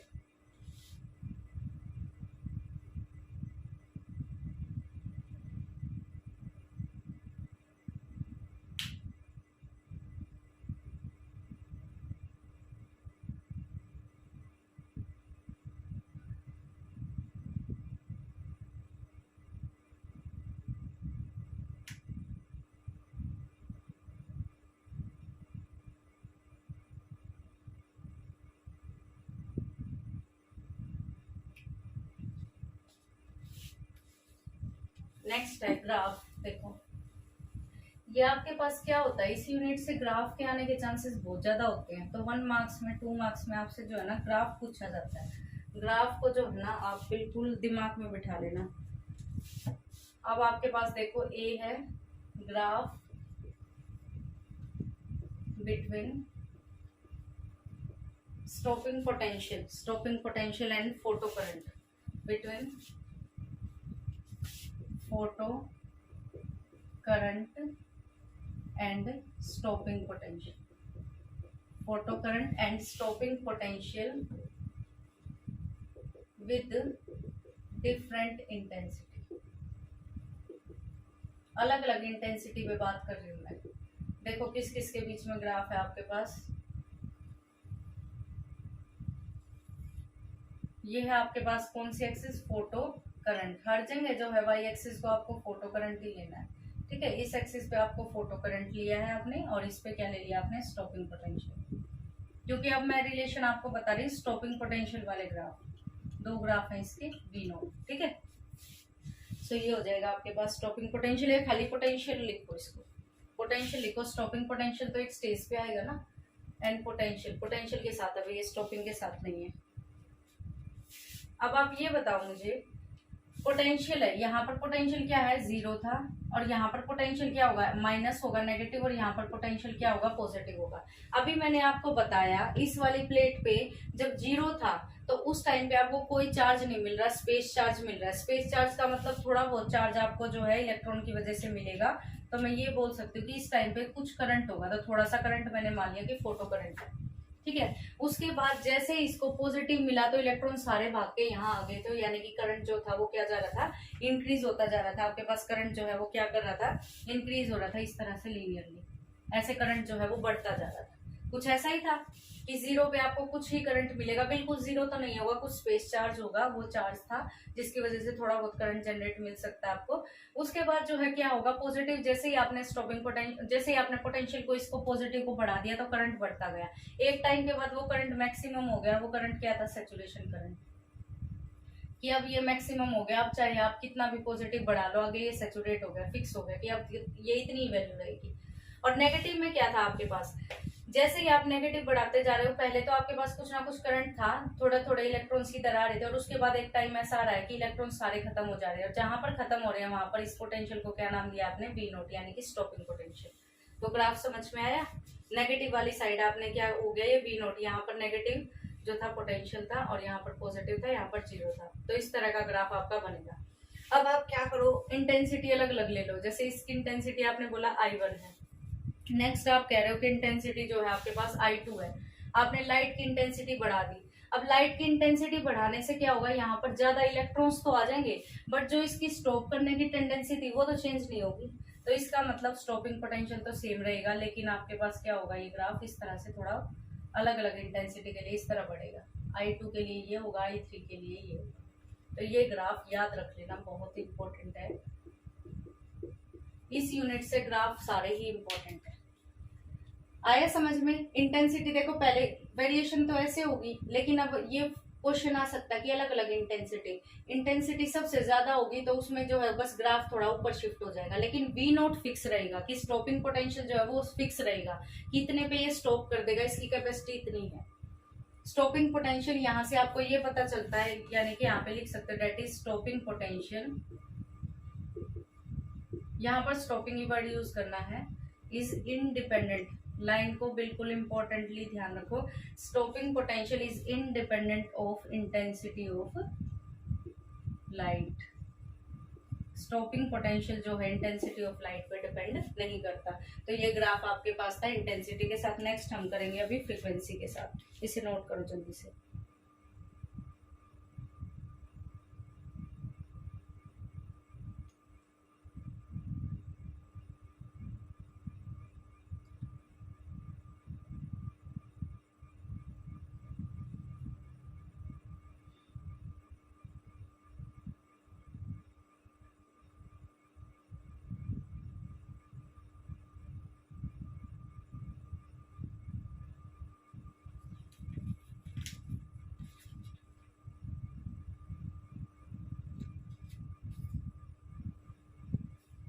ये वाला जो ग्राफ है आपके पास, ये ग्राफ उसी में है कि पोटेंशियल का क्या इफेक्ट आ रहा है आपके पास। ये अलग से हेडिंग ना भी बनाओ, ना पूछी जाए, तो उसी का ग्राफ चल रहा है ये, जब आपके पास ए का पोटेंशियल जो आपने चेंज किया है।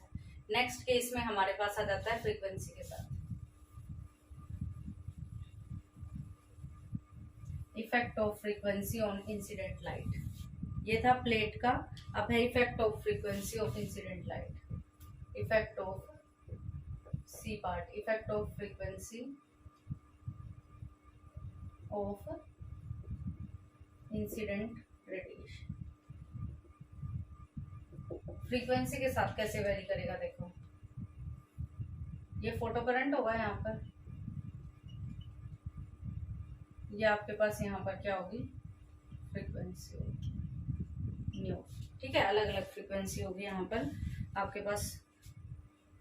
इफेक्ट ऑफ फ्रीक्वेंसी देखना है, यानी कि फ्रीक्वेंसी तो चेंज करोगे, यहाँ पर पोटेंशियल है आपके पास, कि पोटेंशियल से ही आपके पास प्लेट पे क्या इफेक्ट पड़ रहा है, यहाँ पर पोटेंशियल है, ठीक है। जो आपके पास पोटेंशियल और फोटो करंट ही है, वहां पर क्या किया था लास्ट केस में, आपने अलग अलग इंटेंसिटी पे देखा था। आप देखेंगे अलग अलग फ्रीक्वेंसी पे क्या फर्क पड़ता है।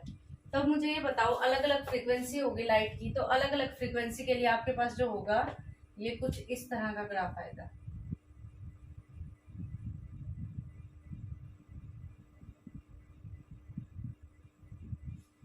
ये देखो यहाँ पर स्टॉपिंग पोटेंशियल V01 है, यहाँ पर V02 है, यहाँ पर V03 है। और ये फ्रीक्वेंसी क्या है, यहाँ पर आपके पास जो करंट है वो क्या है, फिक्स है। Frequency new 3 is greater than new 2 is greater than new 1। ये वाला आपके पास क्या होगा, फ्रीक्वेंसी देखो क्या है। पहले आपके पास ग्राफ तो उसी फॉर्म का आपके पास इसी तरह से वेरी कर रहा था पिछले केस में भी, लेकिन अगर आपने क्या किया, फ्रीक्वेंसी को बढ़ा दिया, यानी कि न्यू 2 ले ली, तो उस केस में भी आपके पास जो करंट है ना, जितने इलेक्ट्रॉन्स आने होंगे, फ्रीक्वेंसी बढ़ाने का मतलब क्या है, आपके पास एक मिनिमम फ्रीक्वेंसी थी, वर्क पोटेंशियल जो वर्क फंक्शन था वहां तक इलेक्ट्रॉन्स निकल लिए, उसके बाद आपने फ्रीक्वेंसी कितने भी बढ़ा दो आप, उससे आपके पास स्टॉपिंग पोटेंशियल जो होगा वो तो आपके पास चेंज होगा कि कितने, क्योंकि जितने आपके पास जो है फ्रीक्वेंसी बढ़ाने के बाद इलेक्ट्रॉन का नंबर बढ़ गया, अब इलेक्ट्रॉन का नंबर बढ़ गया तो उसकी वजह से जो है यहाँ पर स्टॉपिंग पोटेंशियल में भी आपके पास क्या आएगा, चेंज आएगा। तो यहाँ पर आपके पास क्या होगा, स्टॉपिंग पोटेंशियल तो चेंज होगा, लेकिन जो सैचुरेशन करंट है, मैक्सिमम करंट है, वो करंट चेंज नहीं होगा। तो सैचुरेशन करंट यहाँ पर क्या रहेगा, फिक्स। या इसको आप याद इस तरह से रख सकते हो, वहां पर स्टॉपिंग पोटेंशियल सेम था इंटेंसिटी के केस में, फ्रीक्वेंसी में आपके पास इस तरह से वेरी करेगा। क्लियर। देखो पहले वाले केस के लिए आपके पास क्या है, V01 है, दूसरे वाले केस के लिए क्या है, V02 है। जैसे ही फ्रीक्वेंसी आपने बढ़ा दी, न्यू 3 का मतलब क्या, फ्रीक्वेंसी क्या है, बढ़ गई। तो यहाँ पर ये लिख सकती हूँ मैं, डेट गिव्स अस, डेट यहाँ पर लिख सकते हो, it gives us frequency is independent of photo current. Photo current पे जो है वो डिपेंड नहीं कर रही। फोटो करंट पूछा जाए किस पर डिपेंड करता है, करंट का नंबर, तो करंट डिपेंड करता है सिर्फ इंटेंसिटी के ऊपर, आपके पास फ्रीक्वेंसी पे डिपेंड नहीं करता। ये आपके पास बहुत इंपॉर्टेंट पॉइंट है। Photo current depends on intensity, it doesn't depends on intensity. ये सैचुरेशन करंट है, फिक्स है, जितना भी है, कितनी फ्रीक्वेंसी बढ़ा लो आप, और भी बढ़ा लो तो भी सेम आएगा, बस स्टॉपिंग पोटेंशियल चेंज होगा और कुछ चेंज नहीं होगा। सो ये था आपके पास लास्ट इफेक्ट। नेक्स्ट है laws of photo electric emission. अब आपके पास लॉज आपको पता होने चाहिए, यहाँ से क्या क्या निकले हैं, तीनों लॉज तो आपको पता लग ही गए क्या है। Laws of photo electric emission, photo electric emission के लॉज क्या क्या है, देखो ये 4 लॉज होते हैं, पहले पढ़ के भी आए होंगे। फर्स्ट लॉ तो यही कहता है, number of electrons, number of photo electrons generated are directly proportional to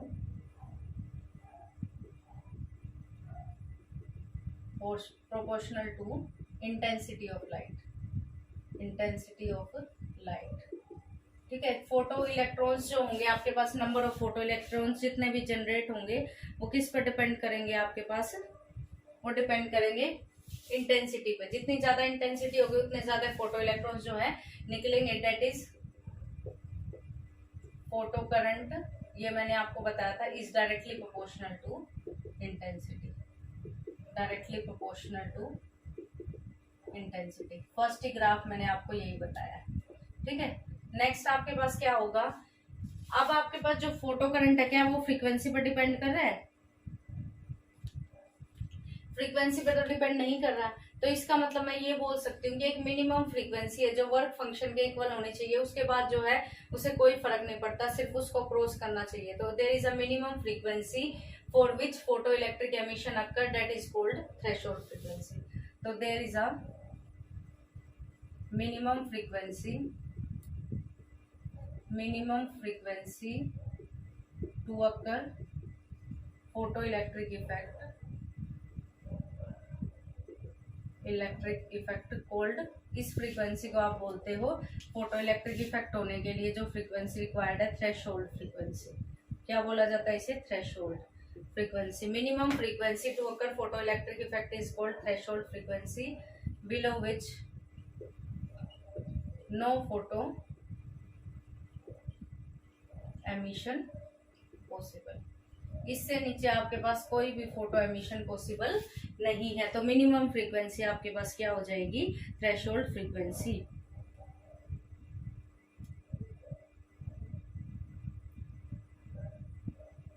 अब उसके बाद मुझे ये बताओ आपने जो है ये मेटल था, यहाँ पर इलेक्ट्रॉन है, इसको एनर्जी दे दी, इलेक्ट्रॉन निकल गया। अब आपको सपोज करो कि इलेक्ट्रॉन को अपने निकलने के लिए एनर्जी चाहिए थी 2 इलेक्ट्रॉन वोल्ट और आपने दे दी 5 इलेक्ट्रॉन वोल्ट। तो अब जो बची हुई 3 इलेक्ट्रॉन वोल्ट है वो कहाँ जाएगी? वो 3 इलेक्ट्रॉन वोल्ट जो है उससे उतनी स्पीड से काइनेटिक एनर्जी पकड़ के आगे भाग जाएगा। तो इसका मतलब क्या है, जो एनर्जी आपके पास एक्स्ट्रा बचेगी इसके पास वर्क फंक्शन या थ्रेशोल्ड फ्रीक्वेंसी के बाद, उसके जो लेके वो कहाँ जाएगा? काइनेटिक एनर्जी, यानी कि उसकी स्पीड को बढ़ाएगा वो। तो इसका मतलब आप ये लिख सकते हो, एनर्जी अबव थ्रेशोल्ड फ्रीक्वेंसी। जो थ्रेशोल्ड फ्रीक्वेंसी से ऊपर है, threshold frequency, energy above threshold frequency is given as maximum. कितनी एनर्जी प्रोवाइड कर सकता है? Maximum kinetic energy to electron and that depends on frequency. किस पर डिपेंड कर रहा है वो? फ्रीक्वेंसी पे। जितनी फ्रीक्वेंसी एक्स्ट्रा होगी उतनी एनर्जी होगी। Depends on frequency only, not on incident, not on intensity of light. Intensity पे डिपेंड नहीं कर रहा, सिर्फ फ्रीक्वेंसी पे कर रहा है। और लास्ट है photo electric effect. Effect occurs in very small time, small fraction of time, so it is an instantaneous process. It is an instantaneous process. ठीक है, देखो क्या है, 4 लॉज है, ये आपको बिल्कुल पक्के याद होने चाहिए, आपके पास इसके बिना कुछ भी नहीं है। देखो क्या, नंबर ऑफ फोटो इलेक्ट्रॉन, कितने फोटो इलेक्ट्रॉन्स इजेक्ट हो रहे हैं, कितने बाहर निकल रहे हैं। इजेक्ट या जनरेट बोल सकते हो आप, इजेक्ट भी यूज कर सकते हो यहाँ पर। इजेक्टेड कि कितने बाहर आ रहे हैं, वो इंटेंसिटी पर डिपेंड करेगा। जितनी ज्यादा इंटेंसिटी होगी उतना फोटो करंट जनरेट होगा, ये मैंने आपको बताया है। और उसके बाद एक मिनिमम फ्रीक्वेंसी है जिसके लिए जो है थ्रेशोल्ड फ्रीक्वेंसी जिसे बोला गया है, उसके बिना फोटो इलेक्ट्रिक इफेक्ट पॉसिबल नहीं है। अब जितनी थ्रेशोल्ड फ्रीक्वेंसी वो है जितनी एनर्जी आपको देनी पड़ती है वर्क फंक्शन को कम करने के लिए, उसे ही थ्रेशोल्ड बोला जाता है। अब उसके बाद जो एनर्जी है वो उसे काइनेटिक एनर्जी देगी, और वो काइनेटिक एनर्जी किस पर डिपेंड करेगी? फ्रीक्वेंसी पे करेगी ऑब्वियसली, क्योंकि फ्रीक्वेंसी तो आपने दी है उसको। अब उसके बाद जो बची हुई फ्रीक्वेंसी है वो उसे क्या देगी? काइनेटिक एनर्जी देगी, कितनी स्पीड से हो जाएगा। उसके बाद जो है ये फोटो इलेक्ट्रिक इफेक्ट जो है बहुत ही कम टाइम में हो जाता है, स्मॉल फ्रैक्शन ऑफ टाइम में हो जाता है, इसीलिए इसे एक इंस्टेंटेनियस प्रोसेस माना गया है। मतलब कि जो जल्दी से हो जाता है प्रोसेस, जिसमें कोई भी टाइम नहीं लगता। इसे ये भी लिख सकते हैं इवन लेस देन 10⁻⁹ सेकेंड, यानी कि नैनो सेकेंड। नैनो सेकेंड से भी कम टाइम में हो जाता है ये, ठीक है, ब्रैकेट में लिख सकते हैं। क्लियर? सो ये थे आपके पास laws of photo electric emission. अब जो है नेक्स्ट आपके पास है आइंस्टाइन फोटो इलेक्ट्रिक इक्वेशन या फिर एनर्जी क्वांटम ऑफ रेडिएशंस। तो ये तो छोटी छोटी इक्वेशन से ही नहीं कर लेते हम पहले।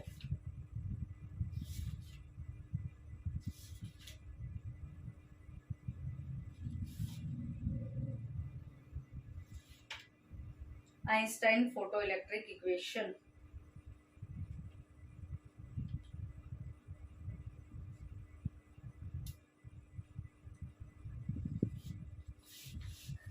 दो ही डेरिवेशन है इसमें, आपके पास और है ही नहीं। पेपर में बहुत पूछ ही गई है भैया आइंस्टाइन फोटो इलेक्ट्रिक इक्वेशन। अब आप ये बताना इसमें है क्या, ऐसा कुछ है ही नहीं। Einstein photo electric equation.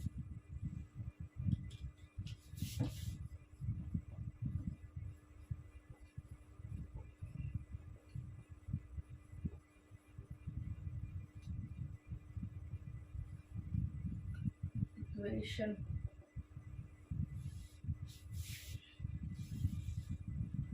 या फिर आप इसे बोल सकते हो एनर्जी क्वांटा ऑफ रेडिएशन। ठीक है, आपको पता है कि एनर्जी किसकी फॉर्म में होती है? Small packets of energy. We know energy is given in the form of small packets of energy called quanta। क्या बोलते हैं इन्हें? क्वांटा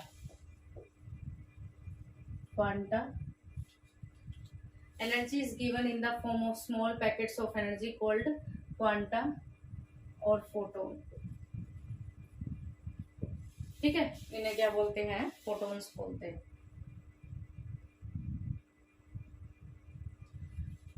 या फिर यहाँ पर आप क्वांटा बोलने के बाद आप ये लिख सकते हो इसको, and one quanta moves with speed of light called photon. Photon ज्यादा बेटर रहेगा। ठीक है, अब मुझे ये बताओ फोटोन की एनर्जी क्या होती है? अभी फोटोन की प्रॉपर्टीज भी पढ़ेंगे नेक्स्ट क्लास में। Energy of photon E is equal to H nu. क्या होती है? Energy of photon is equal to H nu. ठीक है, अब आपने ये एनर्जी उसे प्रोवाइड करती है। एनर्जी कितनी फॉर्म में जाएगी? दो फॉर्म में जाएगी। This energy is divided into two parts. कौन कौन से पार्ट्स में जाएगी? फर्स्ट तो उसको वेव फंक्शन प्रोवाइड करेगी। फर्स्ट है टू प्रोवाइड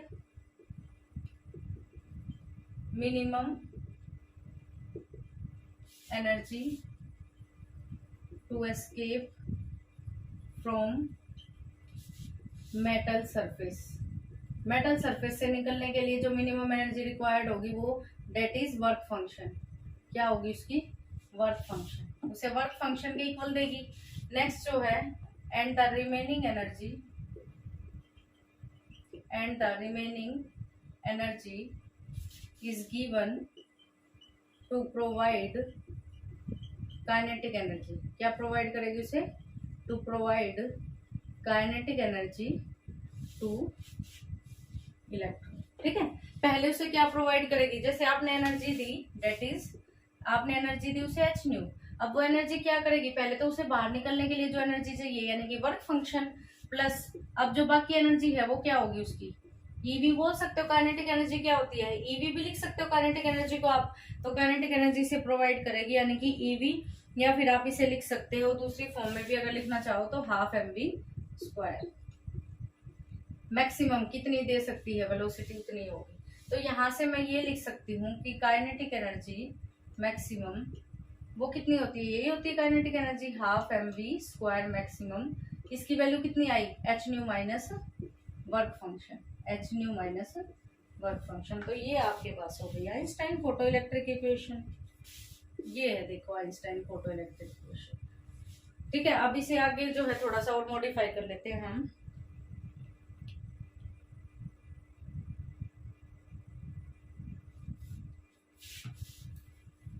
देखो एक छोटी सी मॉडिफिकेशन इसमें मैं करवा रही हूँ आपको।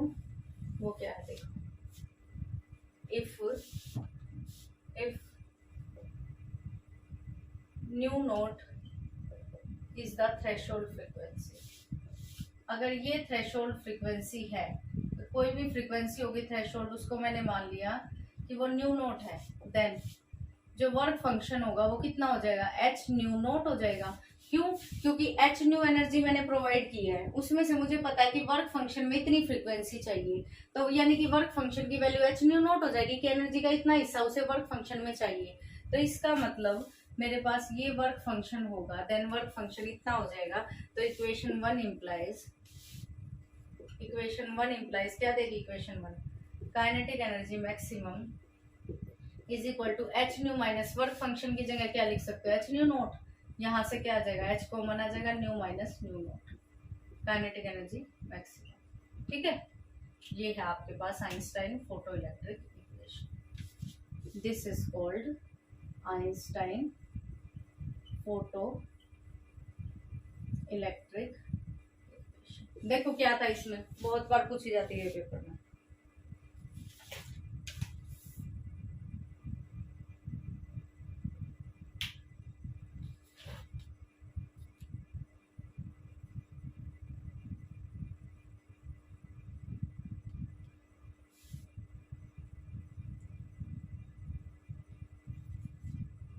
ठीक है, अब यहाँ से एक क्वेश्चन और बनता है कि आइंस्टाइन फोटो इलेक्ट्रिक इक्वेशन कैसे एक्सप्लेन करती है चारों लॉज को फोटो इलेक्ट्रिक इफेक्ट के, जो भी मैंने आपको बताई। इसको इक्वेशन स्टार बोल देते हैं। Equation star explains laws of photo electric equation. कैसे एक्सप्लेन करती है देखो, फर्स्ट आपके पास वही होगा और फोर्थ भी वही होगा। फर्स्ट और फोर्थ तो क्या होगा, सेम होगा जो आपने पढ़ा है कि इंटेंसिटी को अगर आप बढ़ाओगे तो नंबर ऑफ फोटॉन्स बढ़ जाएंगे, एच न्यू की वैल्यू जो है वो इंक्रीज हो जाएगी, ये बढ़ जाएगी। तो जो है ज्यादा में से आप कम को माइनस करोगे, न्यू नोट तो फिक्स है, वर्क फंक्शन कितना है, तो इसका मतलब आपके पास क्या है, एच न्यू में से एच न्यू नोट को जो है माइनस करोगे, ये फिक्स है, और ये वैल्यू आप बढ़ा रहे हो, इंटेंसिटी को बढ़ा रहे हो, तो ज्यादा में से कम को माइनस करना है। जैसे इसकी वैल्यू अगर 2 है और ये आपके पास 5 है, फिर 7 है, फिर 9 है, ऐसे बढ़ती जा रही है, तो आंसर पॉजिटिव आएगा कुछ ना कुछ, यानी कि काइनेटिक एनर्जी मैक्सिमम आएगी। तो इस केस में मैं ये बोल सकती हूँ कि फोटो करंट जो है डायरेक्टली प्रोपोर्शनल है किसके, इंटेंसिटी के। From equation star, if we increase intensity, वही लो लिखना है first, intensity of light we get more photo electrons, ज्यादा से ज्यादा फोटो इलेक्ट्रॉन्स इजेक्ट होंगे पर सेकेंड, एंड गेट कोरस्पॉन्डिंग, क्या मिलेगा, ज्यादा फोटो करंट, ज्यादा से ज्यादा क्या मिलेगा, फोटो करंट मिलेगा।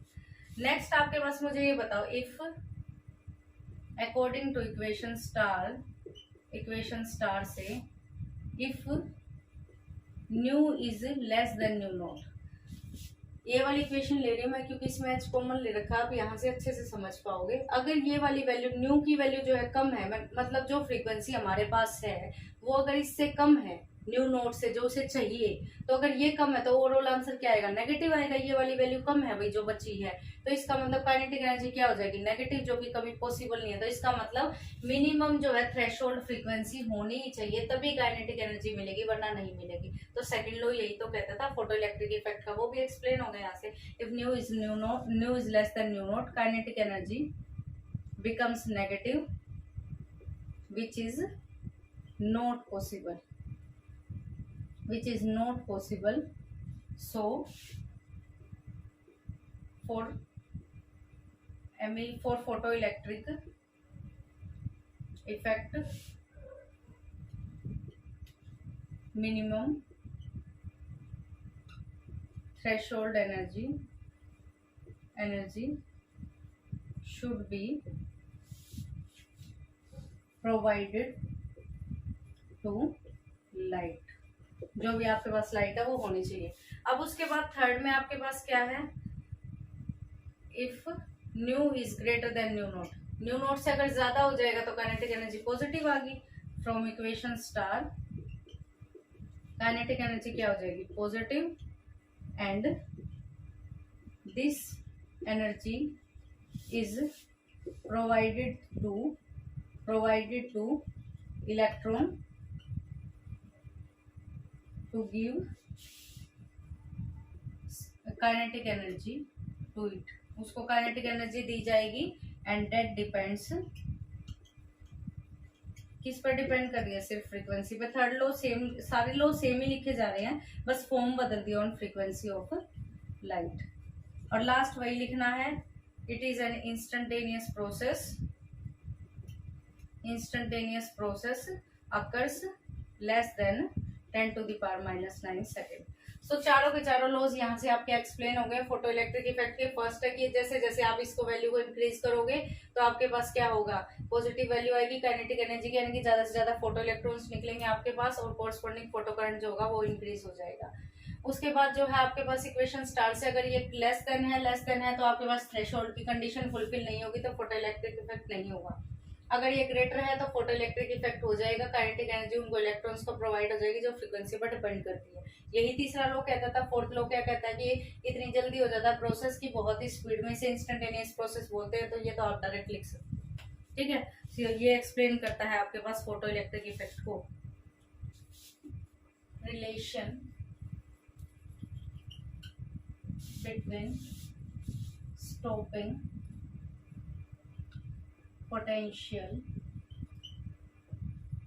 frequency and threshold frequency, frequency किसकी है? Of incident light and threshold frequency किसकी? ऑफ मटेरियल, मेटल की, जो भी होगा। ठीक है, क्या रिलेशन मैंने आपको बताया लास्ट क्लास में? वी नो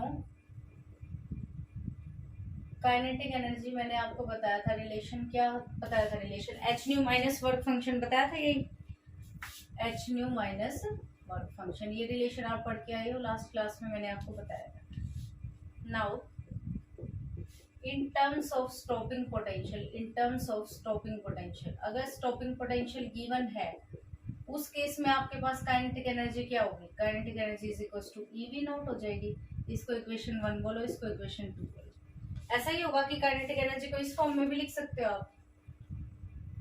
ऑल्सो हमें पता है क्या वर्क फंक्शन कितना होता है? एच न्यू नोट होता है, वेयर न्यू नोट क्या है? सब में थ्रेशोल्ड फ्रीक्वेंसी। ठीक है, अब तीनों इक्वेशन से कंबाइन करके आप क्या रिजल्ट बना सकते हो?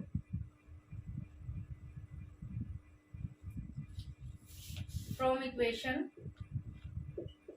1, 2 एंड 3 क्या बना सकते हो बताओ? काइनेटिक एनर्जी की जगह लिख सकते हो ईवी नॉट, एच न्यू जो है आपके पास as it is, work function की जगह क्या लिख सकते हो? एच न्यू नोट, यहाँ से एच कॉमन ले लो, nu minus nu naught eV note.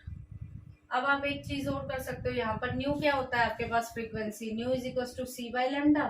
तो कई बार क्या होता है न्यूमेरिकल में आपके पास लैम्डा की फॉर्म हो, तो आप सी बाय लैम्डा माइनस यहाँ पर हो जाएगा c by lambda naught eV naught. ये आपके पास है क्या? Final relation.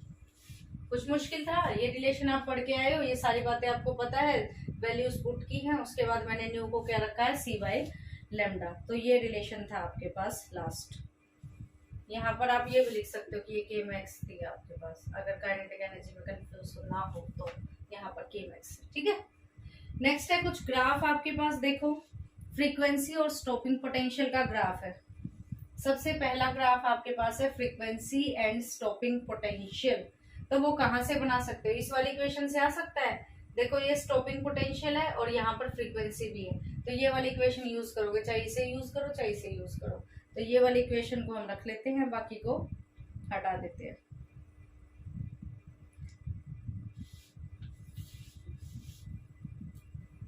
यहाँ पर ही बना देते हैं, मैं graph between stopping potential and frequency.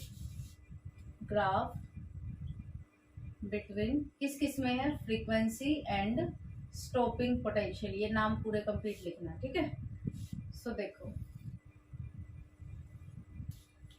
ये वाली इक्वेशन आपके पास, ग्राफ बनाना बहुत ज्यादा इजी है। देखो ये इक्वेशन है, इससे आपको ग्राफ बनाना किस के बीच में बनाना है? फ्रीक्वेंसी में और स्टॉपिंग पोटेंशियल। यानी कि आपको ये फ्रीक्वेंसी तो चाहिए और ये भी चाहिए, ये दो फैक्टर आपको चाहिए, स्टॉपिंग पोटेंशियल चाहिए और ये चाहिए। ई से क्या कर दूं मैं? डिवाइड कर दूं, क्योंकि मुझे ये चाहिए ही नहीं है। तो ई से क्या हो गया? ये डिवाइड हो गया, और ये nu minus h nu naught by e. E तो यहाँ भी आएगा क्योंकि पूरा डिवाइड होगा। क्लियर? अब आपके पास ग्राफ किस में ड्रॉ करना है? फ्रीक्वेंसी में और इसमें। आपको नहीं पता कि ग्राफ कैसे ड्रॉ होगा, लेकिन आपको ये ग्राफ तो पता है ना, y is equal to m x plus c. पता है y एक्सिस ये होती थी आपके पास, ये एक्सिस क्या होती थी? x होती थी, और यहाँ पर जो ये c होता था ये इंटरसेप्ट होता था, ऐसे स्ट्रेट लाइन होती है। ये ग्राफ आपको याद होना चाहिए कि y is equal to m x plus c का ग्राफ ये होता है। ये वाली वैल्यू जो होती है c होती है, और स्लोप क्या होती है इसकी? ट्राइंगल बनाओगे तो m जो होती है स्लोप होती है, यानी कि ये ग्राफ होता है। तो यानी कि y एक्सिस पे अगर मैं इसे इससे कंपेयर करूं तो y की जगह क्या आएगा? v note. यहाँ पर आ गया y एक्सिस की जगह v नोट, ठीक है। इसको हटा दो, ये y एक्सिस हो गई। x एक्सिस क्या बनी? x एक्सिस पे क्या है? न्यू, यहाँ पर आ गया न्यू। अब c की जगह मेरे पास ये तो माइनस में है मेरा, तो माइनस में तो नीचे आएगा। इसका मतलब मैं थोड़े से ग्राफ को ऊपर बना देती हूँ। देखो x एक्सिस की जगह क्या आ गया? न्यू। y एक्सिस की जगह क्या आ गया? v note.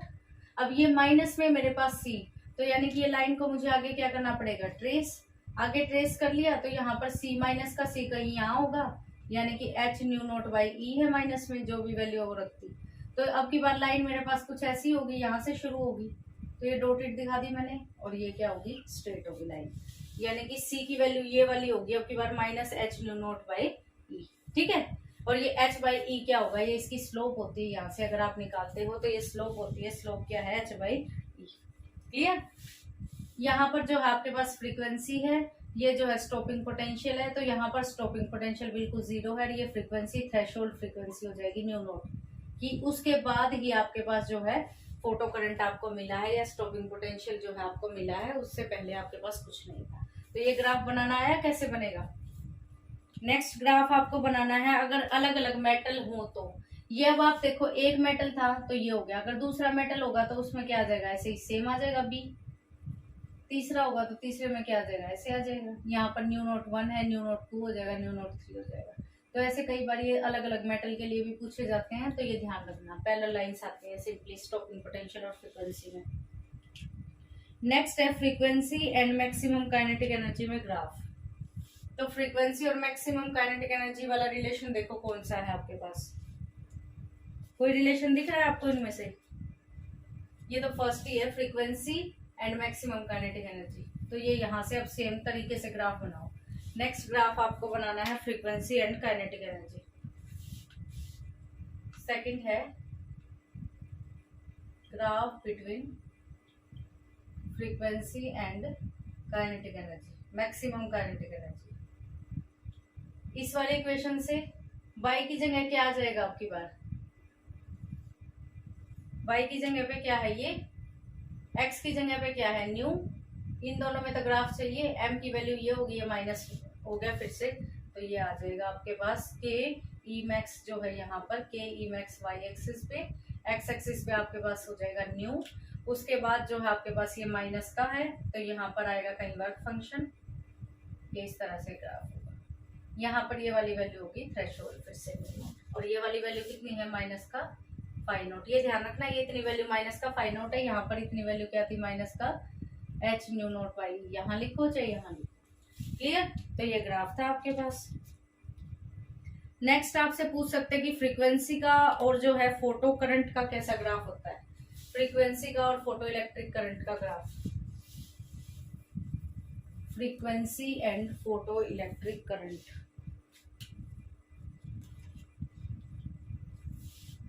थर्ड है frequency and photo electric current,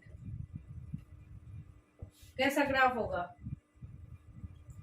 यहाँ पर फ्रीक्वेंसी है, यहाँ पर तो फोटो इलेक्ट्रिक करंट आएगा, आई फोटो इलेक्ट्रिक करंट ही लिखो इसे, फोटो इलेक्ट्रिक करंट, और यहाँ पर क्या होगी, फ्रीक्वेंसी।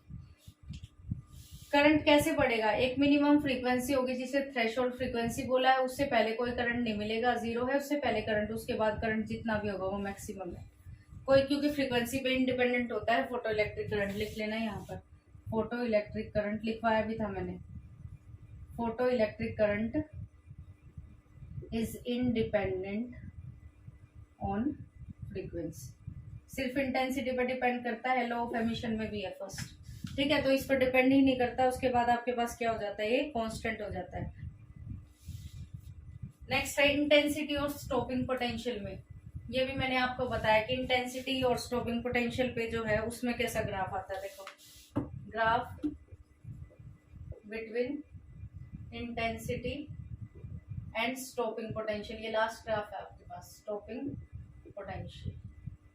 तो कैसा ग्राफ आता है, यहाँ पर आपके पास स्टॉपिंग पोटेंशियल है V नॉट, यहाँ पर इंटेंसिटी है, ये भी आपके पास क्या आता है, स्ट्रेट लाइन, क्यों, intensity is independent on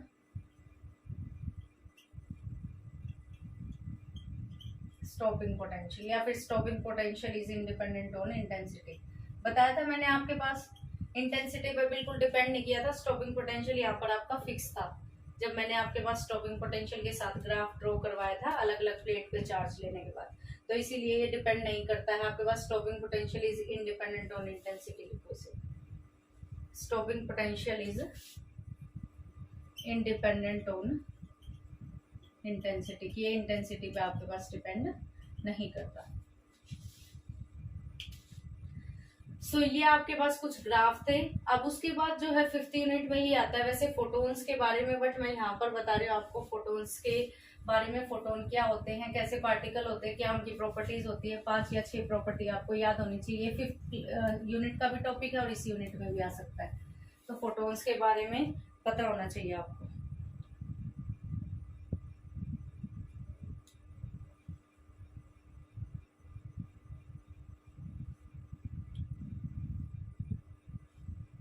properties of photon, photon,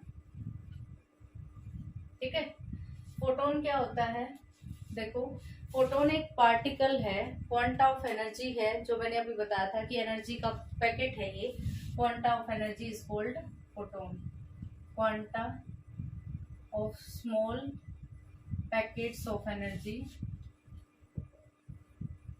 energy is called photon. अभी बताया था ये मैंने। उसके बाद इसकी कुछ प्रॉपर्टीज होती हैं, वो प्रॉपर्टीज आपको पता होनी चाहिए। Properties of photon, first property इसकी ये होती है सबसे पहली, it travels with speed of light, speed of light in space.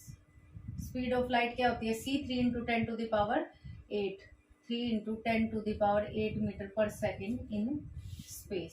Space में जो है ये स्पीड ऑफ लाइट से मूव करता है। तो फर्स्ट पॉइंट तो इसका यही हो जाता है कि ये स्पीड ऑफ लाइट से मूव करता है, ठीक है।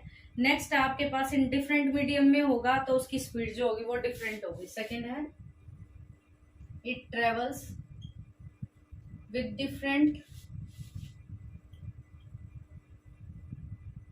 Speed in different medium. अलग अलग मीडियम होंगे तो उसमें अलग अलग स्पीड से मूव करेगा। डिपेंड्स ऑन, किस पर डिपेंड करेगी, डिपेंड्स ऑन वेवलेंथ और कलर ऑफ द मीडियम। जो भी कलर होगा उस पर डिपेंड करेगी। ये कुछ प्रॉपर्टी आपको पहले से पता होंगी। थर्ड है, its rest mass is 0, its rest mass is 0। इसका रेस्ट मास 0 होता है according to theory of relativity. ये आगे पढ़ोगे आप, theory of relativity. Rest mass m is equal to m not under the root 1 minus v square by c square होता है। अब नाउ v जो है किसके इक्वल होती है, स्पीड ऑफ लाइट के इक्वल है, तो v और c इक्वल हो जाएंगे। तो v बाई सी, यहाँ पर भी c रखोगे, c बाई सी कैंसिल हो जाएगा, 1 माइनस 1 0 हो जाएगा, तो 1 बाई 0 समथिंग खत्म हो जाएगा। ये रेस्ट मास m नॉट ये है, तो ये 0 है, 0 multiply something m not is equal to 0, तो ये implies m not is equal to 0। m not है इसका रेस्ट मास ये वाला, ठीक है, ये है रेस्ट मास m नॉट, खाली m नॉट को बोलते हैं रेस्ट मास। तो इसका रेस्ट मास भी आपके पास क्या होता है, 0 होता है। नेक्स्ट है, photons are neutral, photons are neutral, neutral होते हैं, so they are not deflected by electric और मैग्नेटिक फील्ड। ये इलेक्ट्रिक और मैग्नेटिक फील्ड से क्या होते हैं, डिफ्लेक्ट नहीं होते हैं। क्योंकि ये न्यूट्रल है तो इसीलिए इलेक्ट्रिक और मैग्नेटिक फील्ड से ये डिफ्लेक्ट नहीं होते हैं। नेक्स्ट एक लास्ट है इसकी, जो आपके पास फोटोन होते हैं उनकी एनर्जी जो होती है वो क्या होती है, यहाँ पर लिखते हैं। लास्ट आपकी 5th प्रॉपर्टी है इसकी, photons have energy E is equal to H nu बोलो या फिर एच सी बाई लैम्डा बोलो। न्यू की वैल्यू जो है आपके पास क्या होती है, सी बाई लैम्डा।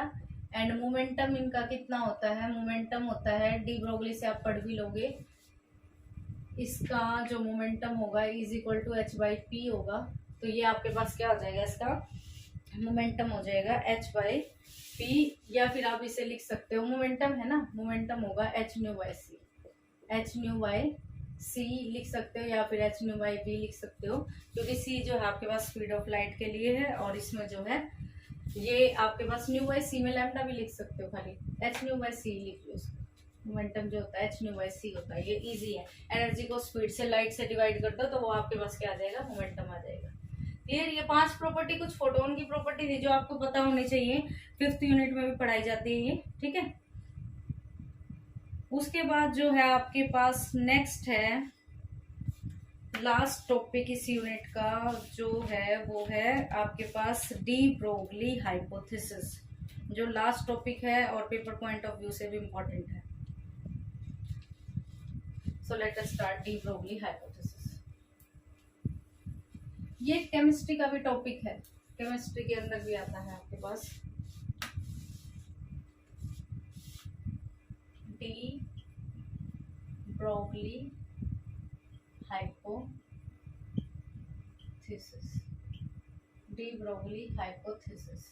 ठीक है, ये क्या कहता है, देखो कभी भी मूविंग पार्टिकल होगा, जैसे ही पार्टिकल जो है मूव कर रहा है, मूविंग पार्टिकल के साथ हमेशा एक वेव एसोसिएट करती है और उस वेव को आप बोलते हो मैटर वेव या फिर डी ब्रोगली वेव। कि मटेरियल पार्टिकल जो है कई बार क्या करता है, वेव की तरह एक्ट करता है, कई बार वो जो है पार्टिकल की तरह एक्ट करता है। तो इसीलिए हमें जो है डी ब्रोगली ने बताया कि जब भी पार्टिकल मूव करेगा तो उसके साथ हमेशा एक वेव एसोसिएट होगी। According to de Broglie, a moving particle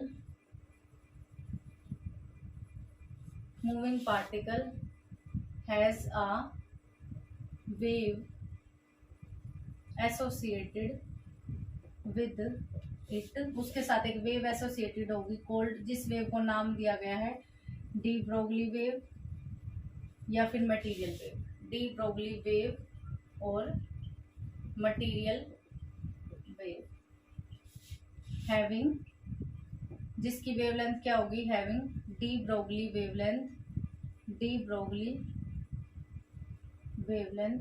ये डी ब्रोगली वेवलेंथ आपके पास क्या होती है, de Broglie wavelength h by m c is equal to lambda. तो ये होती है आपके पास डी बाई वेवलेंथ हो जाएगी h by m v particle के लिए। अब आपको ये डिराइव करनी है और ये सबसे इजी डेरिवेशन लगती है मुझे, कुछ है ही नहीं इसमें। प्रूफ देखो इसका, डेरिवेशन कभी वेव की तरह बिहेव करेगी, कभी पार्टिकल की तरह। तो from Planck's theory, Planck's theory, Planck's theory क्या कहती है, एनर्जी ऑफ पार्टिकल, पार्टिकल की एनर्जी जो है वो कितनी होती है, E is equal to h mu. Energy of wave, wave या फिर आप बोल सकते हो एनर्जी ऑफ पार्टिकल ही बोल सकते हैं यहाँ पे। According to Planck's theory energy of photon बोलो, एनर्जी ऑफ फोटोन, और कुछ मत लिखो यहाँ पे। Energy of photon with frequency, frequency कितनी है, न्यू, इज गिवन बाय ये इक्वेशन नंबर 1। ठीक है, फ्रॉम आइंस्टाइन, आइंस्टाइन ने क्या बोला, आइंस्टाइन थ्योरी की जो एनर्जी है फोटोन की वो कितनी होती है, energy of photon is equal to m c square. ये आइंस्टाइन ने बोला। बस ये दो इक्वेशन अगर आपको पता है ना तो ये डेरिवेशन अभी हुई फटाक से। देखो फ्रॉम इक्वेशन 1 एंड 2 दोनों की लेफ्ट हैंड साइड सेम है तो राइट हैंड भी क्या होंगी, सेम। ठीक है, अब यहाँ पर न्यू है, किसी को ना ध्यान रहे कि न्यू की वैल्यू क्या होती है, सी बाई लैम्डा होती है, तो वो यहाँ से भी ध्यान रख सकते हो कि सी से सी कटेगा। तो न्यू इज इक्वल टू, वैसे आपको पता होना चाहिए फ्रीक्वेंसी और वेवलेंथ में ये रिलेशन होता है, nu is equal to c by lambda. तो यहाँ पर न्यू की जगह मैंने सी बाई लैम्डा पुट कर दिया, एक सी से एक सी कैंसिल हो गया, तो यहाँ पर मेरे पास लैम्डा की वैल्यू कितनी आ गई, एच बाई एम सी। ये तो आई फॉर फोटोन जिसकी स्पीड क्या है, सी है। But for other particle, other particle के लिए क्या हो जाएगी, ये तो थी फोटोन के लिए, बट फॉर अदर पार्टिकल यहाँ पर लिख दूँ, फॉर अदर पार्टिकल, पार्टिकल जो दूसरा पार्टिकल होगा सी किससे रिप्लेस हो जाएगी, वी से। स्पीड ऑफ लाइट, जो भी पार्टिकल की स्पीड होगी तो वहां पर जो है लैम्डा कितना हो जाएगा, एम बाई वी। हो गया prove. This is your de Broglie hypothesis और डी ब्रोगली वेवलेंथ थ्योरी। ठीक है, क्लियर। कोई डाउट इसमें, क्या करना है, प्लैंक्स थ्योरी का रिजल्ट यूज करो, आइंस्टाइन का करो, दोनों को इक्वेट कर दो, इक्वेट करते ही जो है nu is equal to c by lambda वाला रिलेशन लगा के काट दो, आ गया रिलेशन। क्लियर, सो इसे नोट करो जल्दी से।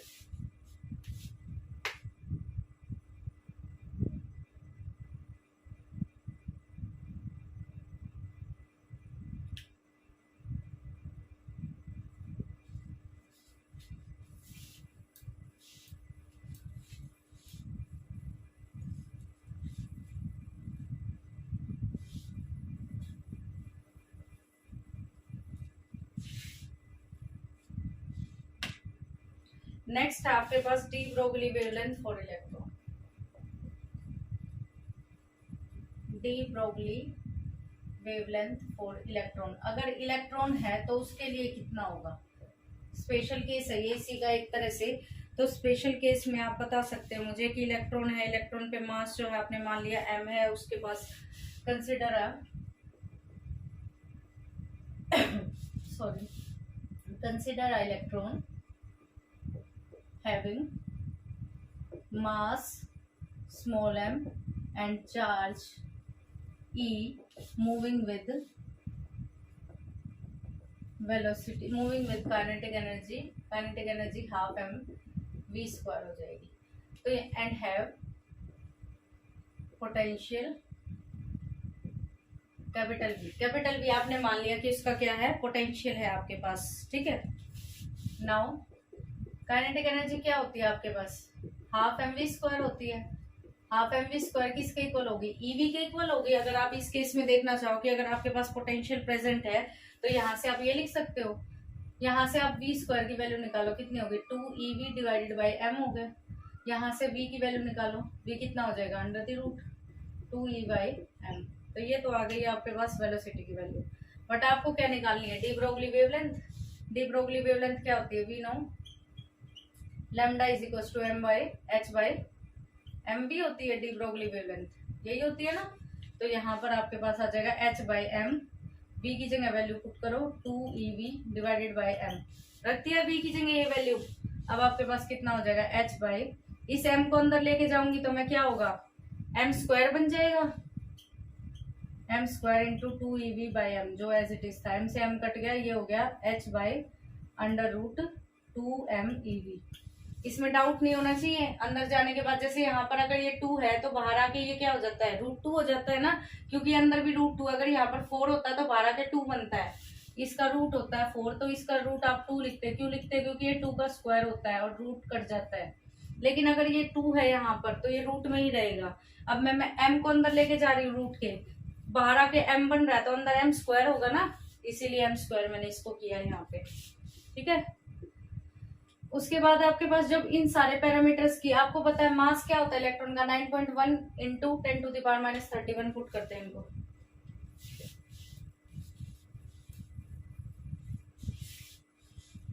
लिखो after putting mass of electron कितना होता है 9.11 into 10 to the power minus 31 kg। m is equal to this, charge कितना होता है इलेक्ट्रॉन पे 1.6 into 10 to the power minus 19 coulomb.